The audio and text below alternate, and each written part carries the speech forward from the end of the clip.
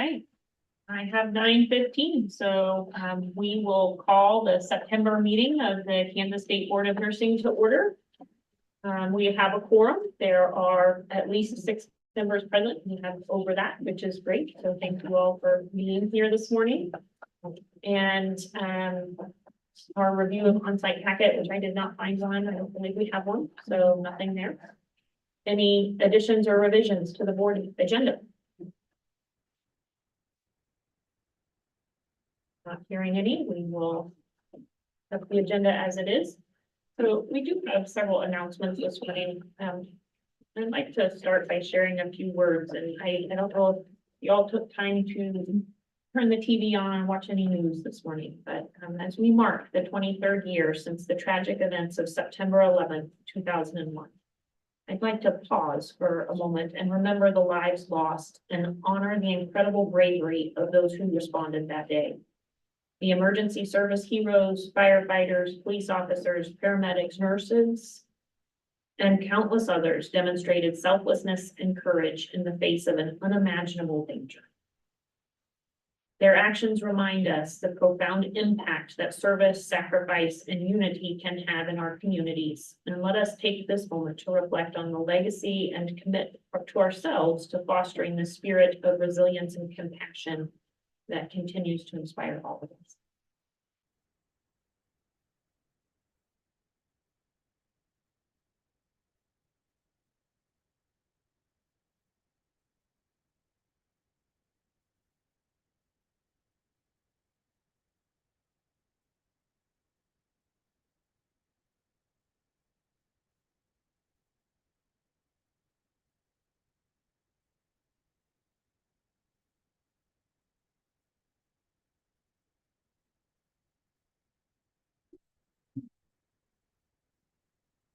And so with that, on a little brighter note, I'd like to welcome Amy Heights to the board.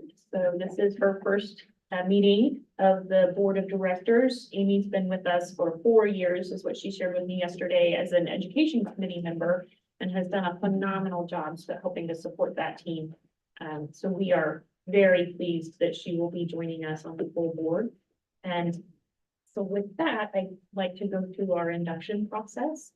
I'd like to remind us all about the mission. The board, lots of people, I think, have a vision of what we do as a board, but our mission is to assure the citizens of Kansas safe and competent practice by nurses and mental health technicians. And so I think it's good that we remember that and embrace that mission each time we come together, but it's not always to support nurses, but to ensure safe, competent practice by nurses for the citizens.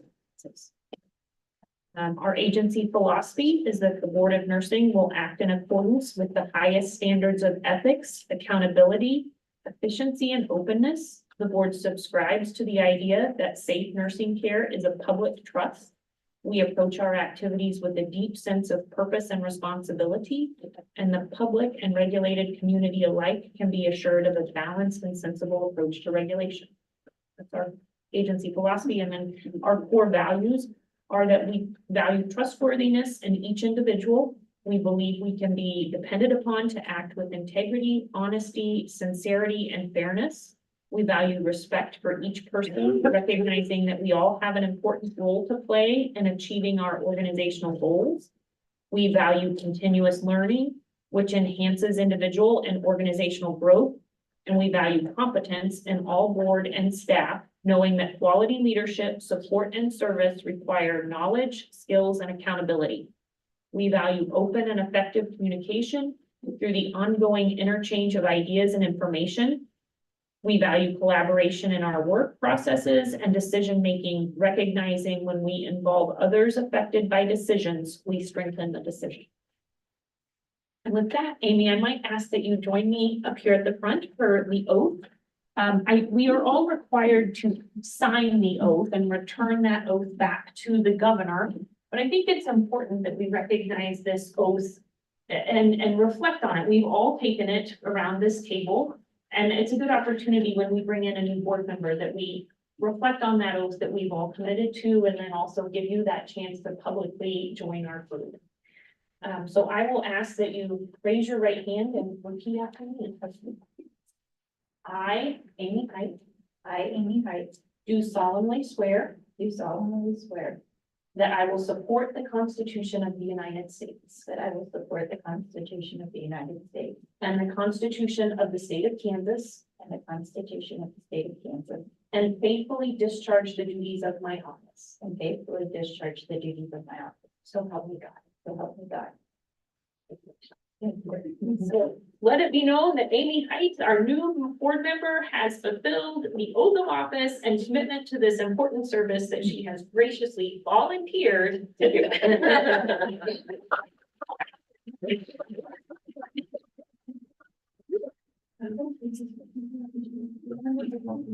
Anytime when you're doing this. Congratulations. Okay.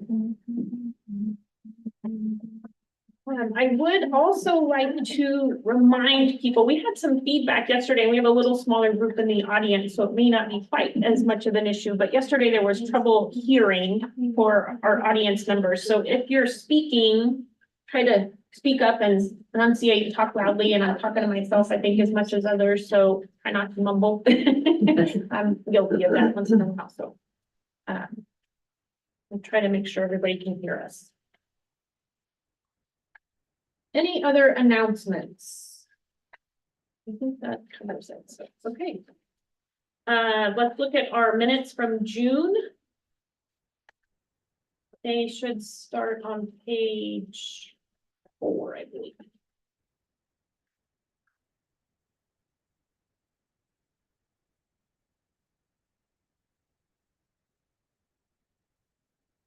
Madam Chair, I move to approve the minutes from the June 11th, 2024 board meeting as written.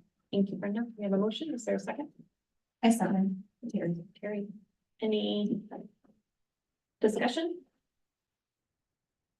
All in favor signify by saying yes. Yes. Any opposed signify by saying no. Any abstentions? Motion carries. Okay, we have a consent agenda item. It's just, we talked about the renewal of the impaired provider contract last night.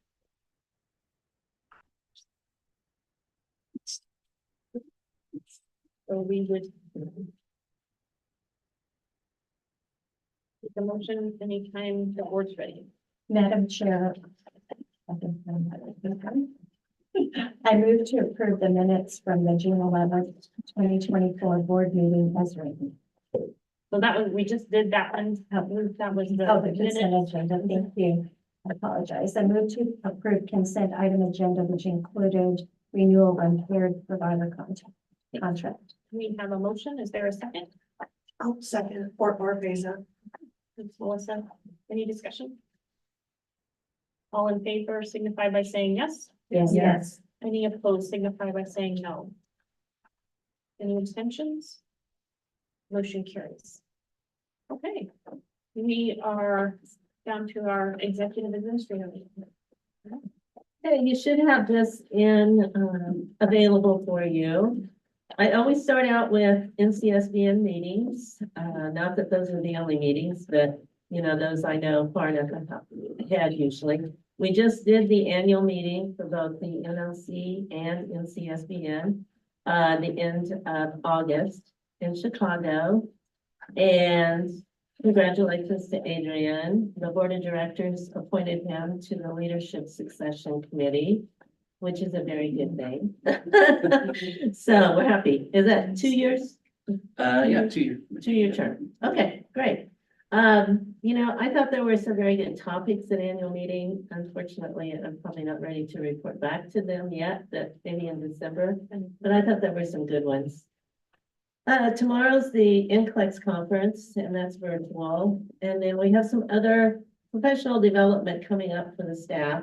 Linda's going to the CLARE conference, the beginning of next week, the first part of next week. And then some of us are going to the System Automation conference in Baltimore, the last part of next week. And then, the Leadership and Public Policy Conference for NCSBN. Ray and I are going to that in October in Charlottesville, Virginia. And then mid-year, we'll be coming up for NCSBN and, the NLC, and that's gonna be in Pittsburgh. And the rest of them are there.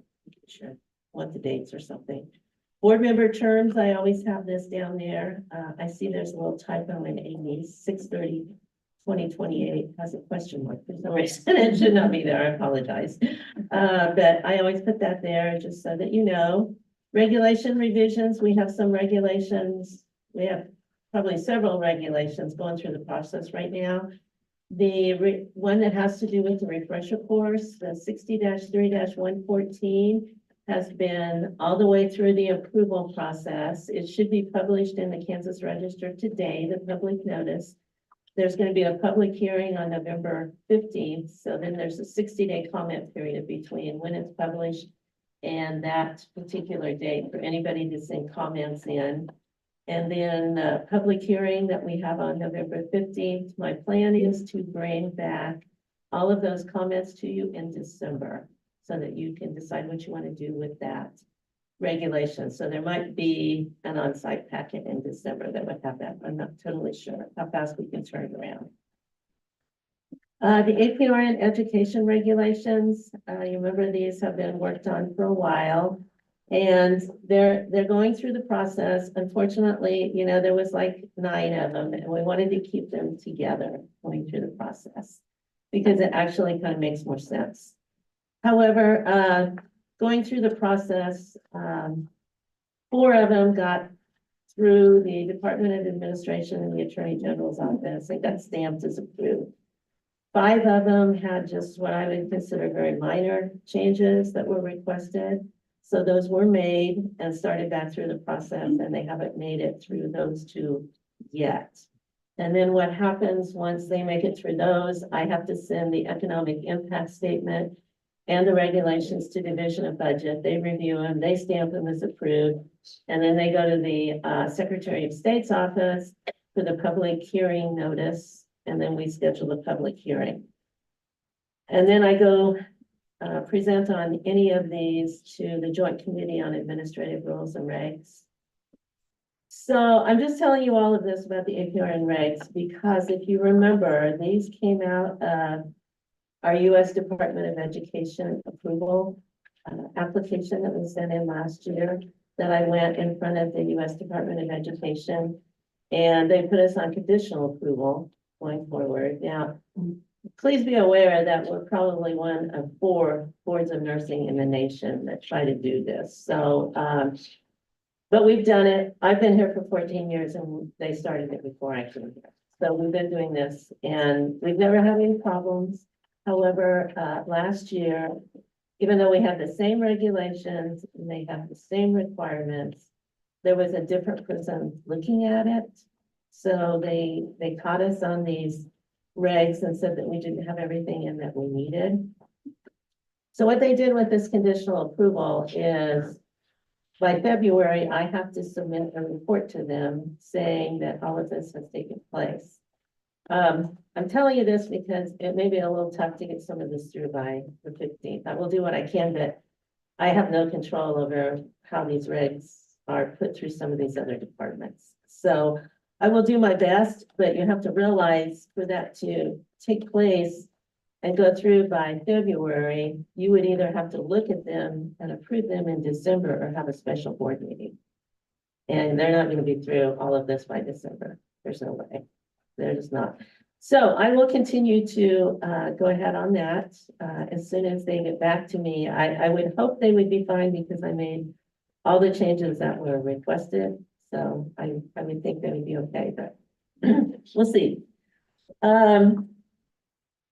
60-9-106, that comes out of CNE. That was adding like 3 words, American Red Cross. That right now is, I just got that back from Department of Administration with, again, what I would consider very minor changes, but I will make those and get it back to them. And then yesterday I found out in practice that I must have missed one or something, 60-7-105. So I will start that one through the process. So there's several going on there and it's kind of a long process and they're all in different stages. But anyway. Budgets, we finished up fiscal year 24, the end of June. And we were within our appropriations. And so that all looks good. Fiscal year 25, 26, and 27 budget, is basically done except for a couple of numbers. Because when we do the budget, we also have to submit all of the performance metrics and all of that. Because it's a performance-based budget, so they look at all of those. And those are rather extensive that we have to report back on. I'm just waiting for a couple of numbers. But that budget and everything has to be submitted by Friday. And it will be submitted by Friday. So anyway, I promise you. Meetings that I attended are all there. I'm not gonna go through those. One thing I want to bring your attention to, I think I told you about this last time, our vendor for our newsletter no longer does it. So we've been in discussion with another newsletter company vendor. And, you know, it would be a little bit different than how we've done it in the past. So Adrian and I talked, there might be a way that we could actually do it ourselves, like some of the other agencies do. Which might work a little bit better for us, truthfully, because we could set our own timelines and stuff now. Where if we go with a vendor, we sometimes have to work with their timelines. And when we put all the articles together, that's a lot for staff to do sometimes, in addition to everything else. So I guess my question is, going forward, they have been quarterly newsletters. Is that what you want to continue? Do you want something different? You know, we've always said that we use the newsletter as one method of communication. And it does have, I think, pretty good viewing. I don't usually get a lot of comments back on it, but once you adopt a new regulation, we always put it in there too, as one way to communicate that out. So I don't know what your thoughts are on that. I do get comments and typically when it comes out, someone will reference something in the newsletter. I mean, obviously that it's being read, you know, people will approach me and I don't know if it's just because being on the board or what, but I do hear nurses, you know, speak about it, not a lot, but occasionally, you know, someone usually says something. It quarterly feels good to me. I would almost hate to do less than, but I know it's a lot of work, so. I don't know, We'll do whatever. There are also, there's also other vendors that we could potentially look at too. You know, we went down this other road just because we had always, and I hate to say always done it that way, but you know, we had certain things in place that it was working well. made it work well. Yeah. But there is at least one other vendor that I know about that does nursing board type publications, but you know, depending on if we bring it in-house, there's an option for us to control that portion a little more. Or go to another vendor or continue down the road with what we have. Anyone else have comments about the time frame of it or? How much of a, additional will that be for the staff? Will you have to have someone specifically assigned to that? Is that going to be added to your plate? Let's just get to the base. Is that gonna be added to your plate and your? Well, I did Look at it a different before, so vendor. I mean, what happens though is Linda, Janelle, you know, a lot of people contribute articles to it. Right. And then like, Linda had a really good decision tree for scope of practice that she brought, and we just put that in a lot of them. You know, we just kept it kind of going. But it was kind of my responsibility to contribute to that, but also put all of that together and send it to the vendor saying where I wanted it located in the newsletter and all of that stuff. The vendor that we talked about before, they don't really do it that way. It would be a little bit more within KSBN. They kind of develop a template, but then we have to put all of the information in the template and stuff like that, which would be a little bit more time commitment on our part. But I think it's probably workable. And I think part of before the timing of it, because we always had to have those articles and everything ready to go within a month of these meetings. And that's a lot. Where if we had a little bit more choice over the timing of it, that might help some. But I mean, we'll make whatever. I'm just brainstorming here, but would you consider a retiree to help with that? This is my new vocation, so I would be You probably willing have a lot of knowledge. to help you.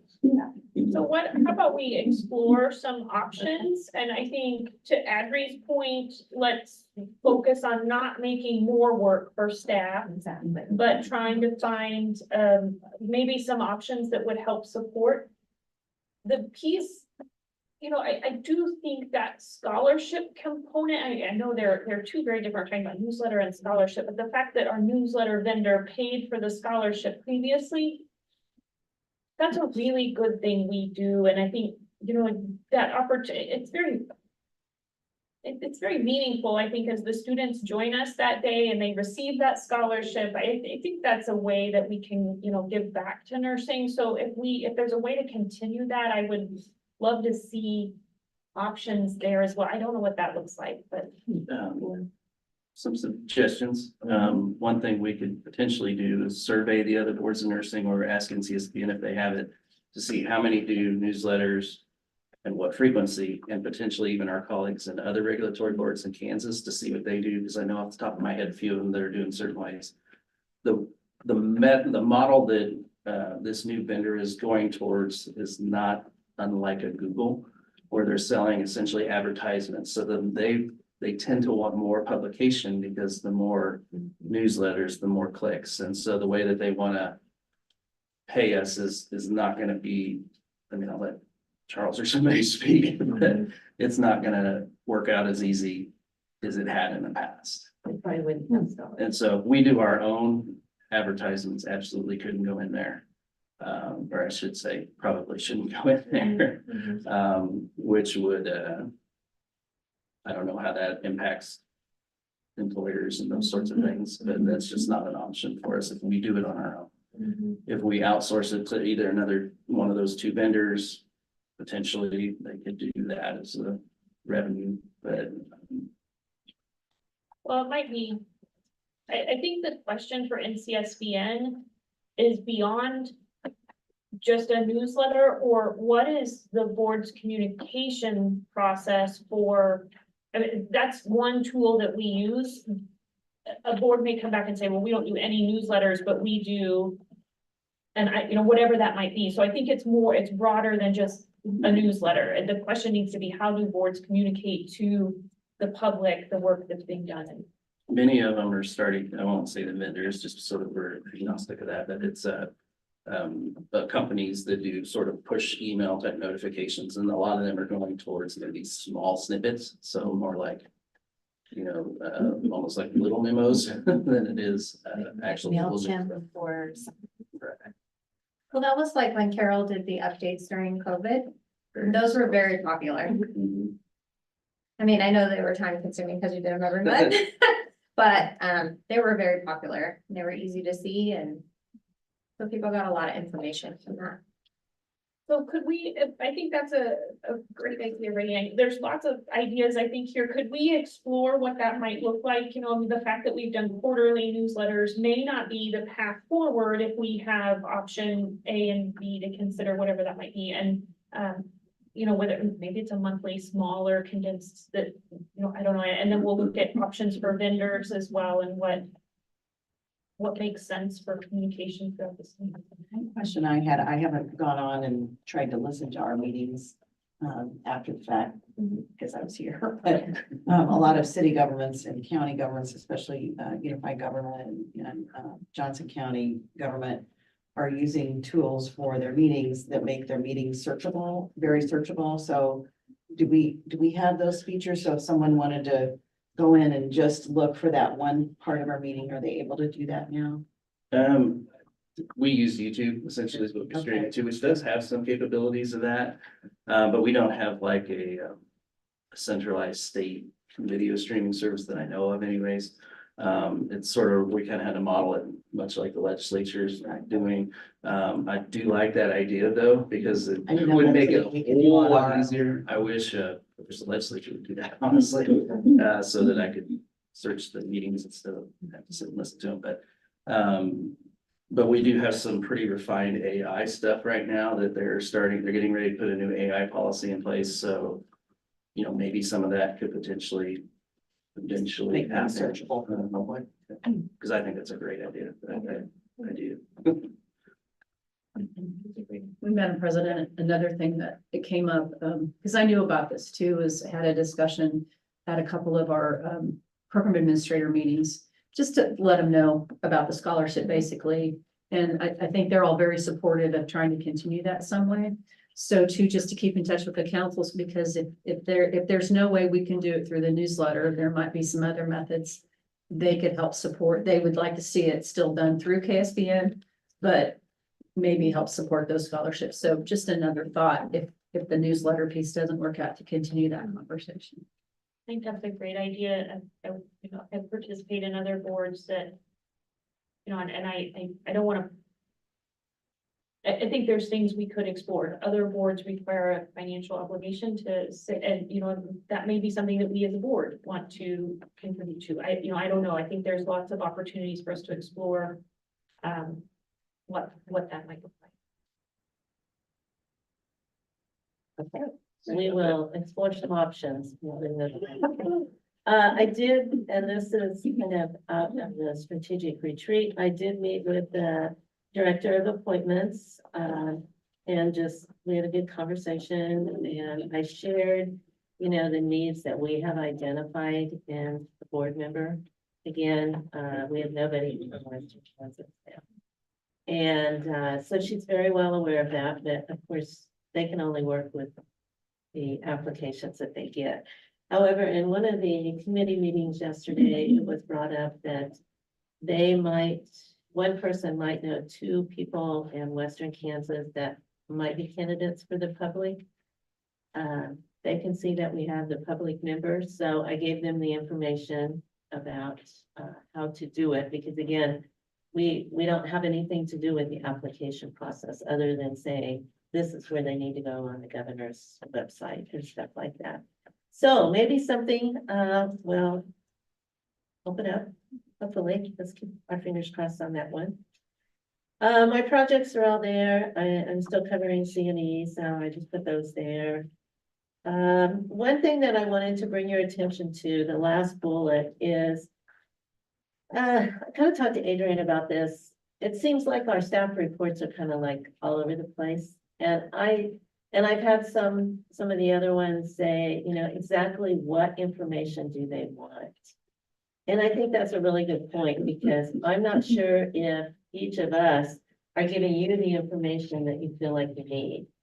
So Adrian and I have talked about developing a template for the staff reports, so that they would kind of all follow the same format and stuff. And sometimes there's things like that quarterly newsletter that we would like some feedback from the board, but it kind of gets lost in all of this. And unless we pick it out and say, we want to know about this, then it doesn't always happen. So we've talked about a template for staff reports.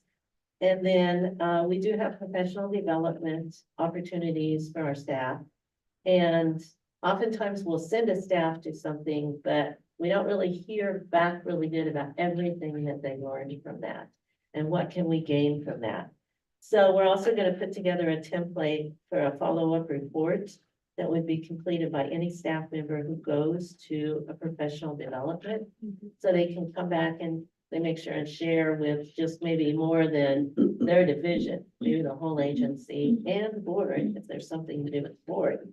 So I guess another feedback that I would like from you all is, what is the content that you would like to see in the staff reports that are helpful for you? Linda's done a really good job, I think, of tweaking her report to give us information that we were asking for out of discipline. So I appreciate the template. I think there may be differences, you know, we hear about numbers from licensing. I think that's helpful. So from my perspective, each one is a little bit different. So to say that there's a one standard template, it may be pieces of it are. It's very hard, I think, for me, because I ask Adrian that question when I get ready to do my staff report every meeting. I'm like, what do they want? Because it's hard for me to put down our day-to-day operations on paper.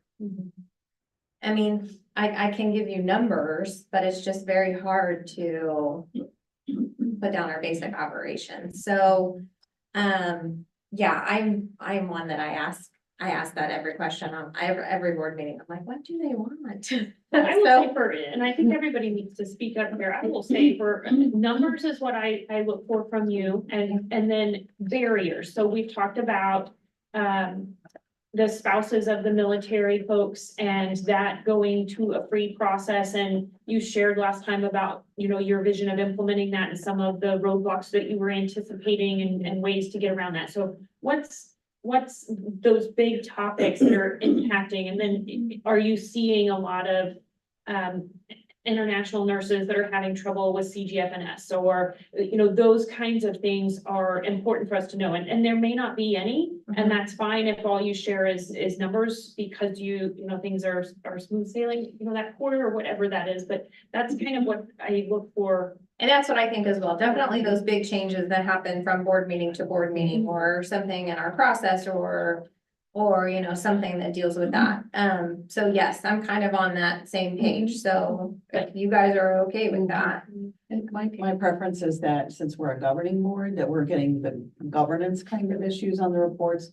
The management stuff, like Carol, the meetings that you attend, those are interesting, but I feel like that's just a lot of busy work for you to tell us what meetings you've gone to. That's your job, and you know what your You know, job those is. high level ones, like NTSB, an annual meeting, and you know, maybe some feedback from those big Yeah, meetings that key are bring back takeaways. impactful events for us specifically, but I Yeah, agree. I look for the numbers, I look for the bullets, I look for the governance kind of things that your day-to-day operations is your job, and that's the difference between management and governance, and I think just keep pushing the stuff up that is really governance related. For some of the reports, the aggregate comparative data is really helpful. We can look back the previous quarter of the previous year, tracking and Linda's done a trending. really good job of that, sharing where we've come over time with discipline. Yeah, right. Yeah, Linda. I specifically put like complaints and kind of like the topic, the violation type. Because I see it also as being able to be used in the education committee for like what's not happening in education at schools and nursing, or in the practice committee, what are some things that we could look at from the practice standpoint to help educate back, so that we have decrease in like, because currently we have a high number of failing to follow the facilities, policies and procedures. So why are you not understanding what your facilities, policies and procedures are at your orientation, at your, you know, employment? So I see that kind of being an overlap for us, and then it helps with licensing when they're coming and needing to have a license and they're graduating and they've already got some things going on. So it's all intergelled together. I don't know. That's kind of how I structure it, but I've always asked too, what do you want? Because I don't know how else to describe it. So. And I think, you know, Janelle's done a good job too of bringing those things to me with education. It's knowing, kind of back to what Brenda was saying, it's knowing, you know, there's the day-to-day things where, you know, someone may miss a little something here, miss a little something there, and we're managing through those. But those big red flags where we have significant concern, I think the full board needs to be aware. If there's a school out there that's really struggling, when we pass those motions, we really need to understand what's buried in those motions as a full board, and not just, you know, a minor curriculum change. They're moving a class from, or a major one, you know, it's considered major, when they move it from in-person to online, those kinds of things. You know, those are not hugely significant in our and concerning. But when there is a program that maybe pass rates are significantly lower, I think those things need to be well understood by the board and our responsibilities towards monitoring. I think, you know, if I'm thinking about education. Would it be helpful if maybe you each develop a template and share that template with the generalities and we can look over that? I mean, I think we're open to do anything. Would that, would that help you all most? What? When we started kind of talking about this, I was sort of reflecting on some of the service I had with NCSBN and, you know, we ran into the same things with the governance and the operations and that sorts of thing. And so the template that we were kind of modeling it off of was sort of after that. And so, you know, for example, we would have, you know, who was giving the report and what it was, obviously. And then it was like the purpose of the agenda item and if we had any board action recommended so that it was quickly right there. So let's say, for instance, I don't know, I was asking for a new software or something that went over the cap. I would tell you briefly what it is and what I hope you do. Whether or not you do it, that's fine. If not, that's okay too. And then the situation that made it occur, and then basically the background, which could be any sort of free flow thing. It could be the statistics. And then at the bottom, we always had links to attachments. So if it was example of something, a policy or something that I wanted you to look at, it would be down there and you could click on it and read it more in depth. Or if you just needed to quickly look at, see what we were talking about, you could see those two areas. Up or down, both. So that way it makes it a little bit faster for the board to see what we're doing, but yet keeping that transparency. So if we're going to meetings and those sorts of things, especially for Carol as the exec, you know, to know that we're going to something we should be going to. And then for transparency, if it's KSBN money, state money, it's CSBN money, you know, that's covered there too. So. That sounds really good to me. So- I don't know how others feel. Yeah, I mean, I think like meetings, attendance things, those are things that staff should be reporting to Carol and she should monitor. I don't know that we need to know all of that. I think that's just a management level detail that is, you know, their performance reviews with her, and then we're more interested in what's bubbling up out of those things that. And that template, if I'm trying to envision it in my mind, but that seems vague enough that it might support each of the departments individually, so. You can still go down and put whatever else in it, but we tried to keep it to a page or two, and then anything else that was supplemental, and then it's this essentially an attachment. And so like the meeting attendance, those sorts of things, those all went on to consent agenda. And if for some reason a board member said, hey, I want to know more about CLEAR, could you pull that off the agenda? And they could do it. That's how we did it. That sounds reasonable. Would you type that up maybe for next meeting and we could take a look at? We started, we got really busy with the budget. So we got about halfway there. We did some work on it. Okay, thank you for that feedback. I just wanted to draw your attention, all of you have this here. This is a publication of NCSBN that they put out. I don't know how frequently, but they put it out. But this particular one highlights our award that we won last year. And I think Michael did a very good job of interviewing Juliana and I about this. And so anyway, we wanted all of you to have a copy of it. I know we've talked a lot about it, but if you haven't read this article, please take time to do it. This truly highlights the work our board has done, and Carol, I'll call you out specifically.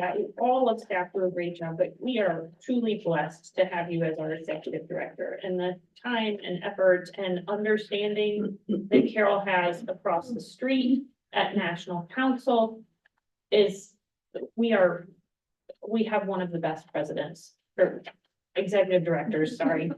One of the best executive directors. She knows her business well. I can tell you, seeing other states, I don't want to put anyone down.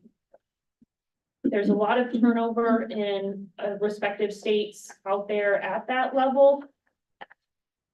I'm sure just because of this sheer workload, and I don't want to pretend that I understand what it's like. I'm certain that none of us really have a clue, everything Carol shoulders day in and day out.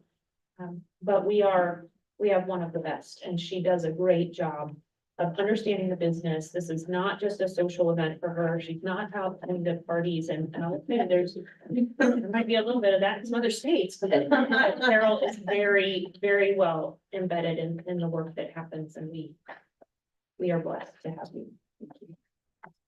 Okay, that's all I have. Much question. Thank you very much, Carol. Okay, Adrian. Okay, thank you, Madam President, members of the board. You have my report, just hitting on a few of the highlights. It's been another, I say this every time, it's been another busy quarter for us. Probably one of the biggest things that sort of impacted us this particular quarter, and I believe I talked about it a little bit at the last meeting, but the service that we use for various things that we've used for over the past probably 14 or 15 years was a service we called WebBuddy, and it basically did our IOAs and the information requests and a bunch of things for education, and even something as simple as our leave time slips that we submit. That particular service is going through what a lot of tech companies go through. They either merge or they sell or they go out of business, and this particular one is moving out. So we brought to you back in I think it was early spring, maybe last year, that we were sort of looking at moving off this platform anyways. So we didn't know that they were going out of business before. So we had started down the process to get the new software and all of that, and it's actually being built right now. However, that particular service is now done. So that left us with this weird gap. So in the interim, Colton and Tony, Carol, everybody, Janelle, everyone jumped in, and we're building basically some PDFs. We're kind of going back in time a little bit because this other service isn't available to us now, while we run towards this new solution instead of walk like we had hoped to. So we're going through trainings and those sorts of things, and it's being built, and it's going through all the security scanning and all of that. We're hoping somewhere in the fallish timeframe to launch that particular service called SoftDocs is what it's called. And then we will start to quickly roll out as much as we can to get the new services back online. And, Carol was chatting with me yesterday, and we by chance ran into some other directors that just came in during breaks. And how automated we really are compared to most boards. Many other boards that's how they do business. It's PDFs and downloads, but most of our stuff is electronic and other ways. And even this unexpected situation really shows how automated we are, because we're getting lots of feedback about not having that online anymore. But we unfortunately, it's just the reality that company went out of business. So we're running towards that. We're also doing a big upgrade to our license or imaging system. It's going on right now, actually. They're doing it this week, doing user acceptance testing. So Tony's been doing a lot of work in the late evenings on that, so that we can get that migrated. As you'll see in the report we're getting close to about 4 million images. One of the big progresses this particular quarter was we did finally close down the Mills Sports Center, which, I should have taken the board on a tour just so you could feel what this particular place looked like. It was pretty creepy over there. So, all the staff, investigative, administrative, Sherry did a whole lot of work, getting all of this stuff into the system. And thankfully we got that grant as well. So all of the boxes that needed to be sent or sent out, they're being imaged right now, and we're starting to receive things in, and those are being imported into the imaging system. And then the things that no longer needed to be retained per the records retention laws have been securely shred and are done away with, and that facility is closed. So that was a big celebration, to get that place out of there. And then the last thing probably that's worth noting, and we'll show it to you a little later, and this really is more operational than not, but we're pretty proud of it. We got some new furniture for, some of the office, and it's the second part of our phase. So we're going through and trying to replace everything that we can afford to replace. But the old furniture was really, really, really old and hard to deal with. And the new stuff allows them to be more ergonomic, have a little more space, that kind of thing. So if you go upstairs, have a look. It's not all the way done yet. This just happened like 2 weeks ago, so we're still working on, getting everything wired up so that the wires are hidden and that kind of stuff, but. Yeah, it was quite a mess for about a week, while people were coming in, but I appreciate the board's support of that, and I think the staff will. Do that, and then lastly, on the legislative update, Senate Bill 291 is looking at the consolidation or the oversight of cybersecurity from a centralized perspective. We do support that. We do have our information security officers that help us. They're doing a great job. We're doing a lot of work. You can read it in the report on the cybersecurity front. And we will be in the future reporting these out probably in the finance, like we had talked about at the strategic retreat. So you'll be getting more regular updates. Somehow we're still working through how we're going to do that. But then the other portion had to do with the review of consolidation of IT at the state level, which could have impact on the Board of Nursing. Primarily, you may not have control over some of our information technology processes, which could impact fees potentially if the costs go somewhere that we're not able to do, or potentially it could go down, I don't know. So the legislature and the governor's office has instructed the Information Technology Executive Council to start looking at this over the next 18 months and make a proposal to them about it. And so I'm happy to report that as of this last weekend, I actually did get reappointed to that committee. So the governor reauthorized me to sit on there as a non-cabinet. So we'll be looking at that and going forward. So that. Congratulations. Thank you. Thank you. Both on NCSBN and on the appointment of the. Thank you. Any questions for you? Ryan? Sure. Okay, so numbers. So you will see, the first section that I always do is, the total number, the license type, and the licenses that we have issued within this, date range. The date range, I feel like, is just sort of off just because we have to have our information over for the, board packets to be ready. So, as of, let's see, it went from May 22nd to August 21st. Then I always include the renewal statistics for you guys. My report is very short and sweet this time. I did change up one thing though, for the total number of nurses in Kansas from the last board meeting. I did put the difference between the license types. I didn't do that this time. I just did the difference of the June board meeting to the now board meeting. Do you guys like it this way? Do you prefer it the other way? Does it matter? Does it really matter? I think that's kind of interesting to see that difference. My big question is always kind of that total, but I do like to see that breakdown. We really hover around that 70,000 mark. Mhm. That's kind of where we're at, but, I'll just kind of do some different things when I do my staff report. The only big thing that I had to work on, was we were subject to a non-criminal justice agency audit. This is an audit that will happen every 3 years. We have to be in compliance with KPI because we handle the background checks, and we passed with flying colors. I was actually really shocked because I submitted this on a Friday.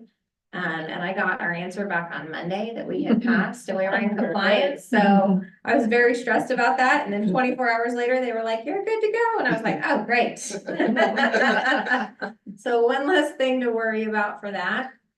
And really that's all that I have for you. In regards to the military spouse I have not, I don't really have enough feedback for that. The one thing that I will say about that is we did discuss changing the language on the application, because the application right now does not define that the spouse has to be an active military member. So we are getting a lot of people answer yes to that question that do not fit. So we'll continue to sort of have that discussion. I think I have maybe only processed less than 5. I want to say 3 or 4. I have some that have submitted information, but again, they haven't given me like military orders. They haven't given me something to process. So, still kind of in the learning phase of that. I know I did speak to Molly at KBI. They are having a problem with their system identifying who the military spouses are so that they can make sure that they are not charging fees. She's hoping that that gets, worked through and cleared by the end of the month. So I can't imagine that I wouldn't think that we're the only agency still. I told Molly, I said, this is a huge learning curve.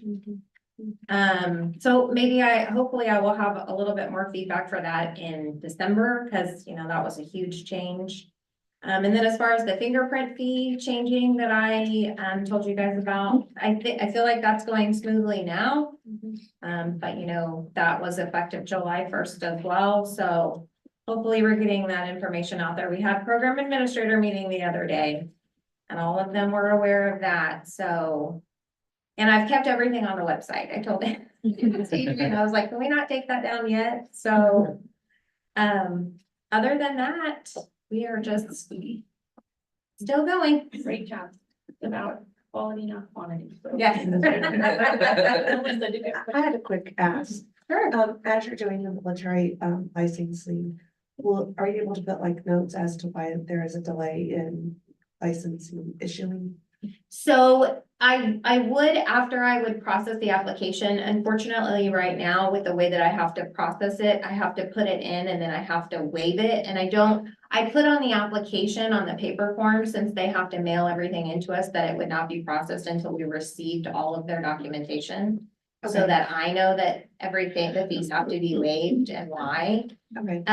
But yes, I will put that information in there because I didn't have something, but I mean, Okay, I'm just thinking of the future, if something should come up or there should be complaints that are taken back across the street of, well, now we're still delaying licensure and. so, and I I just want to can't, make sure that's very clear as to why that's happening. yes, and we can put notes in every application that's submitted. We can put notes into each category as to why we haven't received or if we haven't received something, if we're still waiting on something. If we've reached out to the applicant that we need something that we haven't gotten.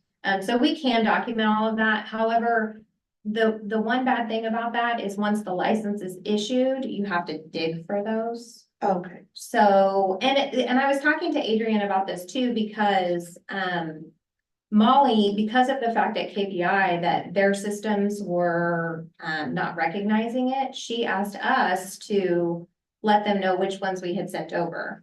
Well, I don't have a way. I'm like, oh my gosh, really? So I told Adrian, I said, is there a way to go into MLO for us to identify who? And so Adrian and I were kind of brainstorming that, because we need to figure out who we've licensed or who. The only thing that I can think of is because of the fact that we have to waive the fees. Maybe if we can run a report of the waives and, which ones were waived and we could find them easily. But MLO is not the easiest system to try and find things. So. Can I just add something to what Melissa said? House Bill, I think it's 2066 that passed like 2 or 3 years ago, requires us to do a report every year to legislative research about the number of military and also military spouses and those Establishing residency in Kansas. And we have to know the amount of time and all of that it was before they were licensed. Tony and I just pulled the information last week and submitted it. And unfortunately, we do not have the ability to put reasons in there. They have created a template. that, I will just tell you, does not look very good because it shows a span of maybe 110 days. I'm just using that. Okay, from when we received until it was issued. Okay, well, that's not a clear picture. Because they did finally add a column that talks about the amount of time or the amount of days from a completed application until licensed. That's almost always 0 for us. The problem is we do not have a completed application, and that is back on the applicant, but we cannot put that information in that template. They have developed it and it's closed down so much. All you can do is just put data in. But I will tell you, we submitted it last year and never heard anything. I mean, it kind of goes in some hole over there or something. So I don't know if there's a legislator that sees it or whatever. I mean, we have to do it every year because of that bill. But it's very misleading, I will tell you. So I'm hoping maybe they would ask some questions. Because the biggest reason, and I think all the staff sitting in here will agree, that we sit and we wait on them to get information to us. You know, I processed an application the other day that she had submitted for her multi-state conversion. She submitted the application in April and she did not turn in her fingerprints until August. So it will look as like she submitted it in April and she was licensed in September. Yeah. And that's all you'll see, but it doesn't show that, you know, we sent the fingerprints over to the KBI on like the 29th and got them back on the 5th and she was licensed on the 6th. I mean, it doesn't show that, so. I think, you know, if there were ever an audit done, that would be very clear and, you know, I think I've said this before, but every time I've ever had someone in the community approach me and say, KSBN won't give me a license, I call Ray and it's never been the agency. Every time it's been, and I know you're not perfect, but she is very good and her team functions. And if Very it comes well. out that we have done something on our end, I am more than willing to say, you know, we need to fix this, we will get this taken care of, and this is our error. I But think it's your like, audit from the non-criminal justice agency is just one reflection of the work that your team does, and I'm not surprised that that came back so quickly, and so I think when this is the form they've given us to fill out, we have nothing to hide. I think that, this is one of the significant strengths of the state of Kansas and how quickly you manage. A couple points to mention on this particular subject, because I agree totally with what they're saying. But, you know, when I look at things from a higher level, I try to find a technology solution to do some of this, and sometimes we run into barriers, sometimes we don't. You know, we are looking at upgrading portions of the licensing system. It's in the report. If you want more details on that, I'm happy to do that, but, you know, one of the things that we've wanted to do is to keep the licensees in the loop for a couple reasons. You know, we have a checklist which they can go look and see anytime they want where they are in their process, but it requires the licensee effort to do that. So my wish was to have some sort of a push type of system that would like say, okay, we have your application on whatever date it happens to be. We need your fingerprints into this and to that. And as they come in, you know, the Amazon world is what everybody's kind of getting used to, where you can track a shipment all the way until it's completed. That takes technology, which takes money, which takes security. You know? And so we're starting to build towards that particular type of technology and system called Evo, but you know, we're kind of needing to pull back a little bit so that we can get the investigative things done and then also get the permissions from the state that attach to the system that we need to be able to do that. And so far, they have been somewhat resistant to letting us connect to that. So as early as even last week, we were having discussions with them saying, you know, there's certain things that we want to be able to do with our technology that unless we do it ourselves, which we're not permitted to do, running these communication systems, particular email. I mean, you guys know the struggle of getting into your email on these computers at times. We have to use that system. And so you know, there's that red tape that we're trying to get through. And so part of my service on the ITech is to bring some of this stuff to light so that we can do these end-to-end solutions, because I think it would solve a number of things. You know, it would keep everybody in the loop. We might run into less unlicensed practice because we tell them they're expired and they have to reinstate before they can do business with us. Where today, with that communication, we're not permitted to do. And so, that's where we're at, you know, I can only play with the cards and dealt. And so, I think that there's a solution to it, but it's getting there, unfortunately.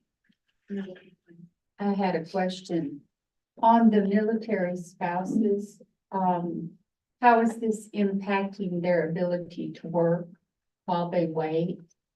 Would it be unlicensed practice? Is there a temporary, is that being affected? So no, there's a couple of things because that, I believe this military spouse one is the House Bill 2745.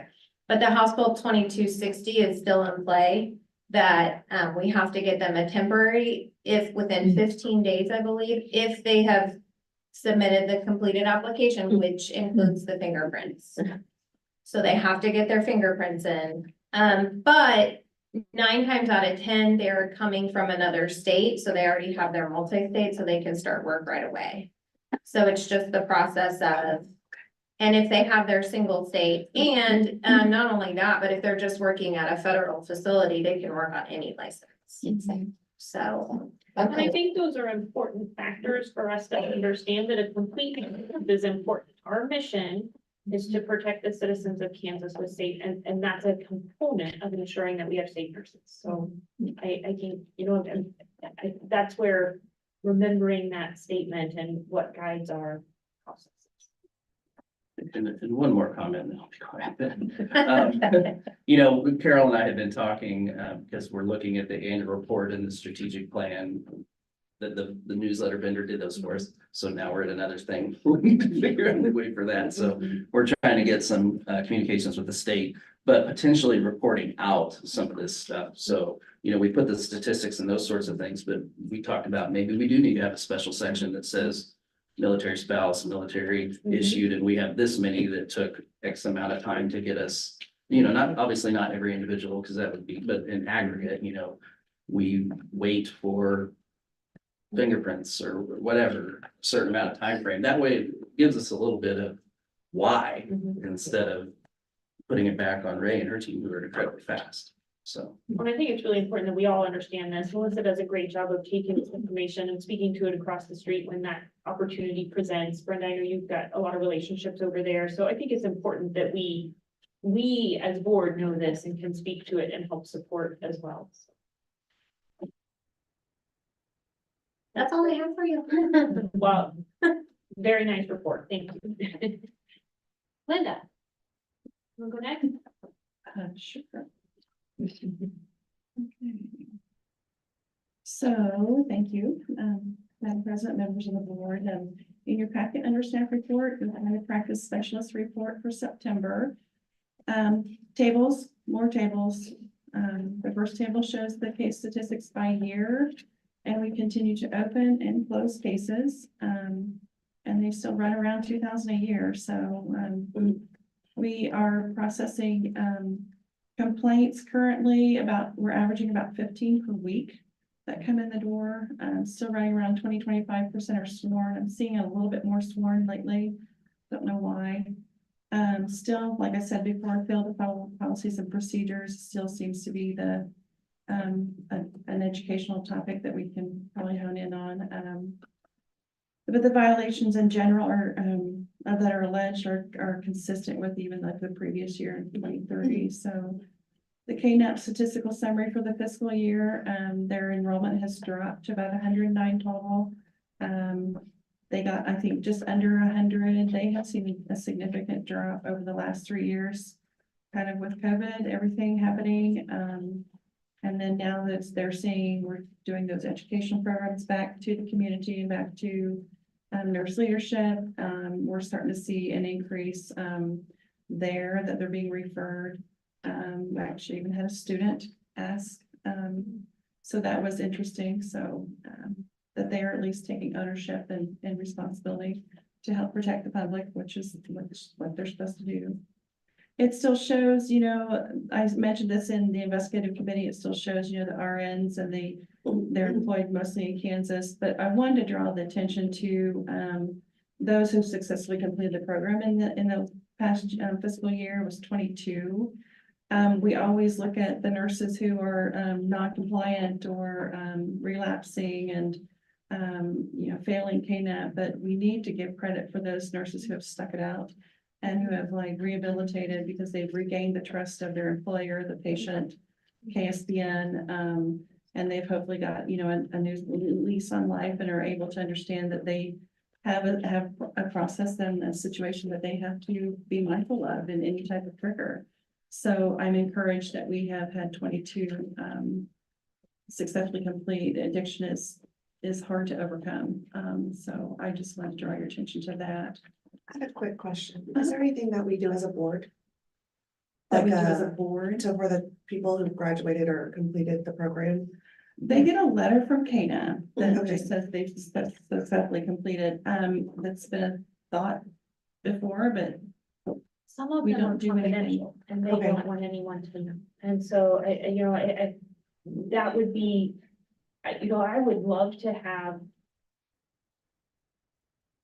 one of them stand up and want to tell their story, but that's another level, I think, of growth and really hard. It's hard to ask someone. I was thinking more of along the lines of, we appreciate you Thank putting in the you. work Yeah. from the board. We appreciate you. Something along those lines the, of encouragement. I would love, you know, if they're known to us and they've completed, we could send that letter, but some of those are not known to us because they've self-reported and we don't know, you know, and that, we want it that way, but I think if we know them.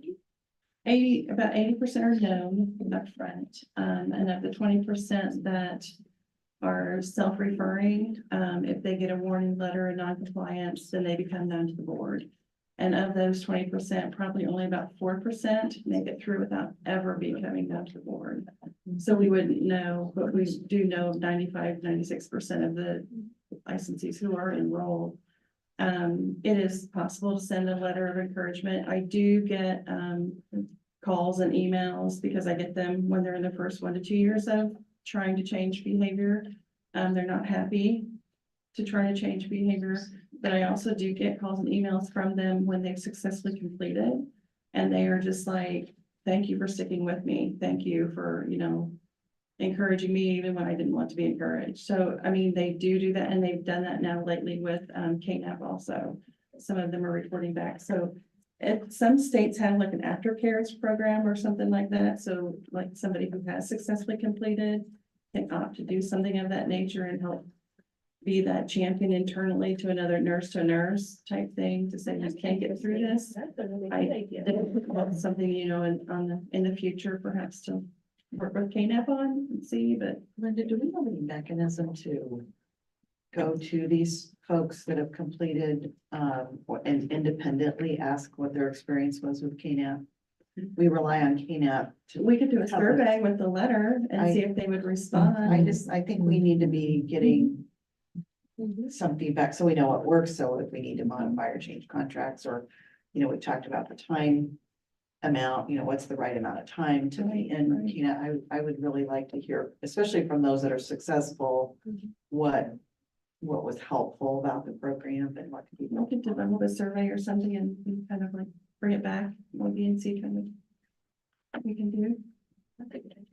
I know the financial obligation is extremely challenging.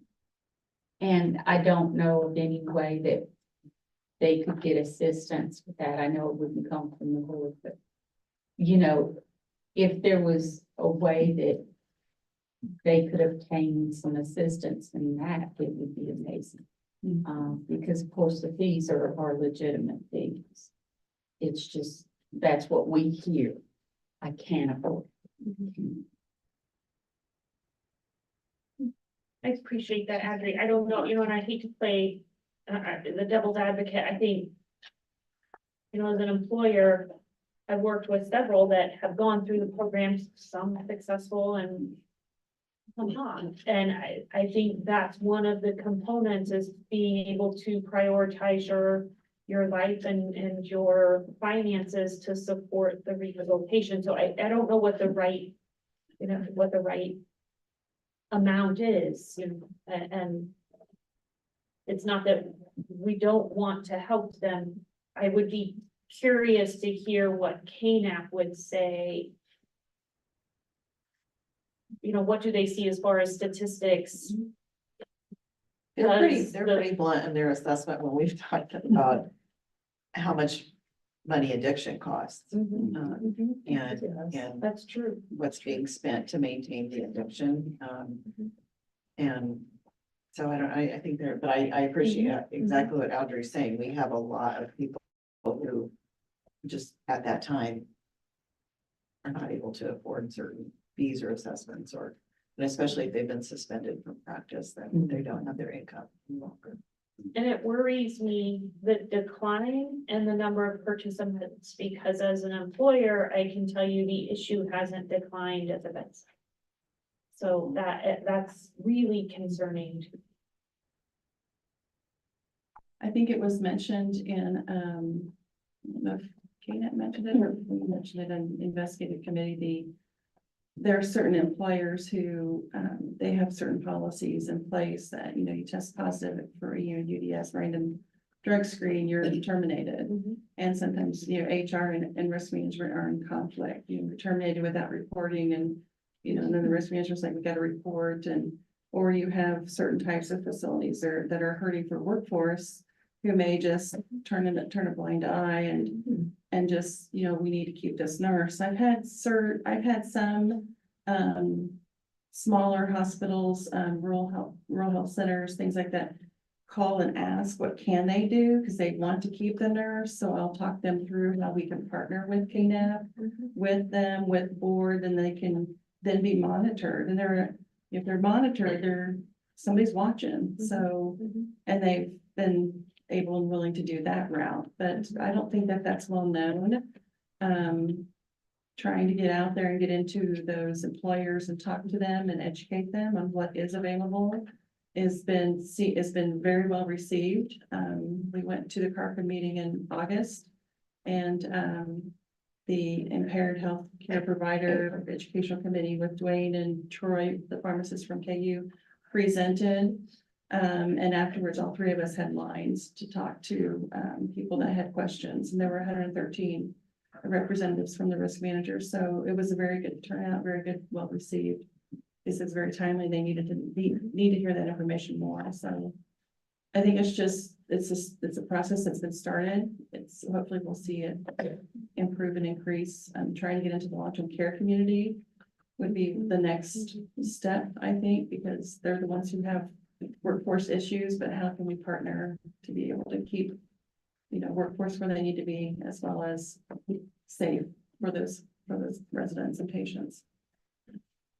It's a multi-edged sword. I don't know. But thank you for that discussion. The processing standards, you'll see, we're hitting benchmarks. We're now at well over, but then I had explained that last time that it's like I looked at 2 different logs and I get confused with all the numbers. And so I'm hoping this case management module will help me have a better reporting system. But we do still have unlicensed practice, and they do get the card in the mail that says you're due to expire. I don't know what else to tell them. As far as processing, let's see, we're meeting up for the time period. I think that's Quora requests. Yeah, Quora requests. We ran around 130, 129, 130 mailing lists, I think requests 129. Total requests for fiscal year. I've gotten a few just this week. They always come in during board week and I'm like, I don't have time. They seem to know. I do want to recognize we did hire a senior administrative assistant. She is here. Stephanie Wiley. Be nice to her. Don't stick her on. She's learning fast. This is day 11, I think, for her. Day 13? I don't even know, so. Still counting. So, yeah. She's picking up fast, so she's gonna be a great asset to our team, so, we're happy to have her. We still have, vacancies, and we're still working on the, committee priorities, the meetings we attended, like I kind of discussed.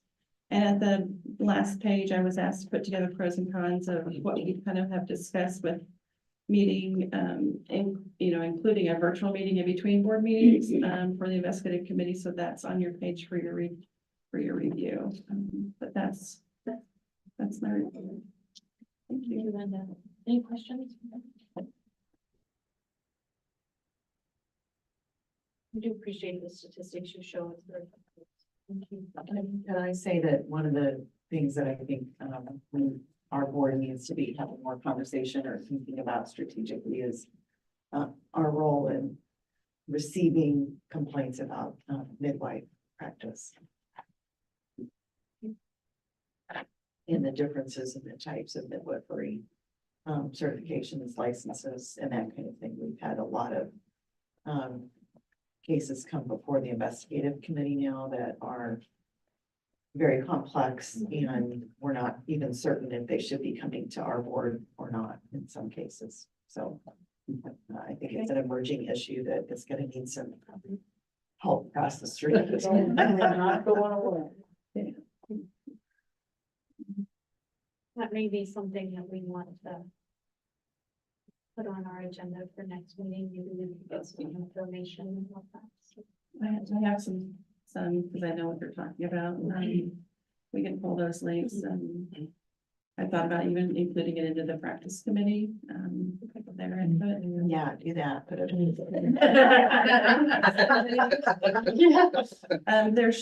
There's just some change. There's variations in nurse midwives and whether they're able to practice.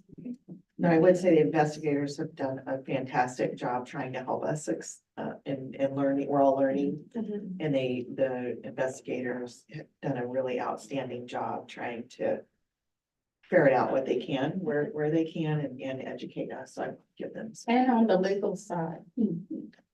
So maybe from a full board perspective, and Linda, will let you decide, does it need to start at practice committee and get some input? But ultimately, I think we as a whole board need to understand the issue that's coming up, and I know bits and pieces, I know maybe the tip of the iceberg, but I'm not as in-depth as what the investigative committee I'm sure is, or others. So maybe whether it's on, what would that be? March's full agenda item after it goes to practice committee in December, or if you'd prefer just to come to the full board in December, we'll let you make that decision. But I think we as a board would like to see that on a future agenda.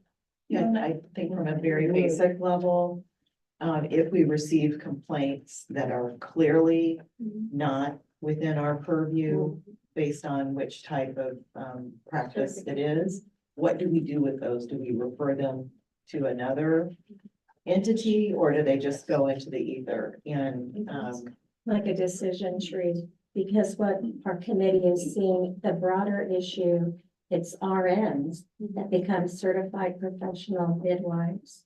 So how much does the board hold them accountable to for the RN role, just like the RNs that work in spas? And they're doing unregulated duties there, but they're still an RN. That's the broader issue. So maybe a decision tree. This last time, I mean, the prep for that committee was 2 or 3 days plus. And usually it's about, would you say about 16 hours of prep that we do for the meetings. And that's, that's the mid-cycle and then the in-person. This was way more, and it was because of several of these complex cases with the CPMs. And then literally we have to rely on our legal to say, if they could tell. If they were wearing. Exactly. I think because there's no license with the CPM, so we had to rely back on the RN license, and then this is within that scope, so. Yeah, it's a very gray area. And the other issue that came out of all of this is that they're practicing in certain areas of the state where there is nothing else available. And so there becomes we just heard that there was another facility removing their OBs from this area, so it's even gonna make more of a shortage in western Kansas, so I don't know what the answer is, it's just it's coming. And It's language barriers. Not being Yeah. totally addressed. Okay, And I think that's essential when providing medical care, and there are so many options for that. That whether your facility utilizes those or not shouldn't be optional. Well, it isn't for the nurse because of the national class standards. And that was one of the issues we had to parse is how much do we hold them accountable when it's a systems issue beyond their control?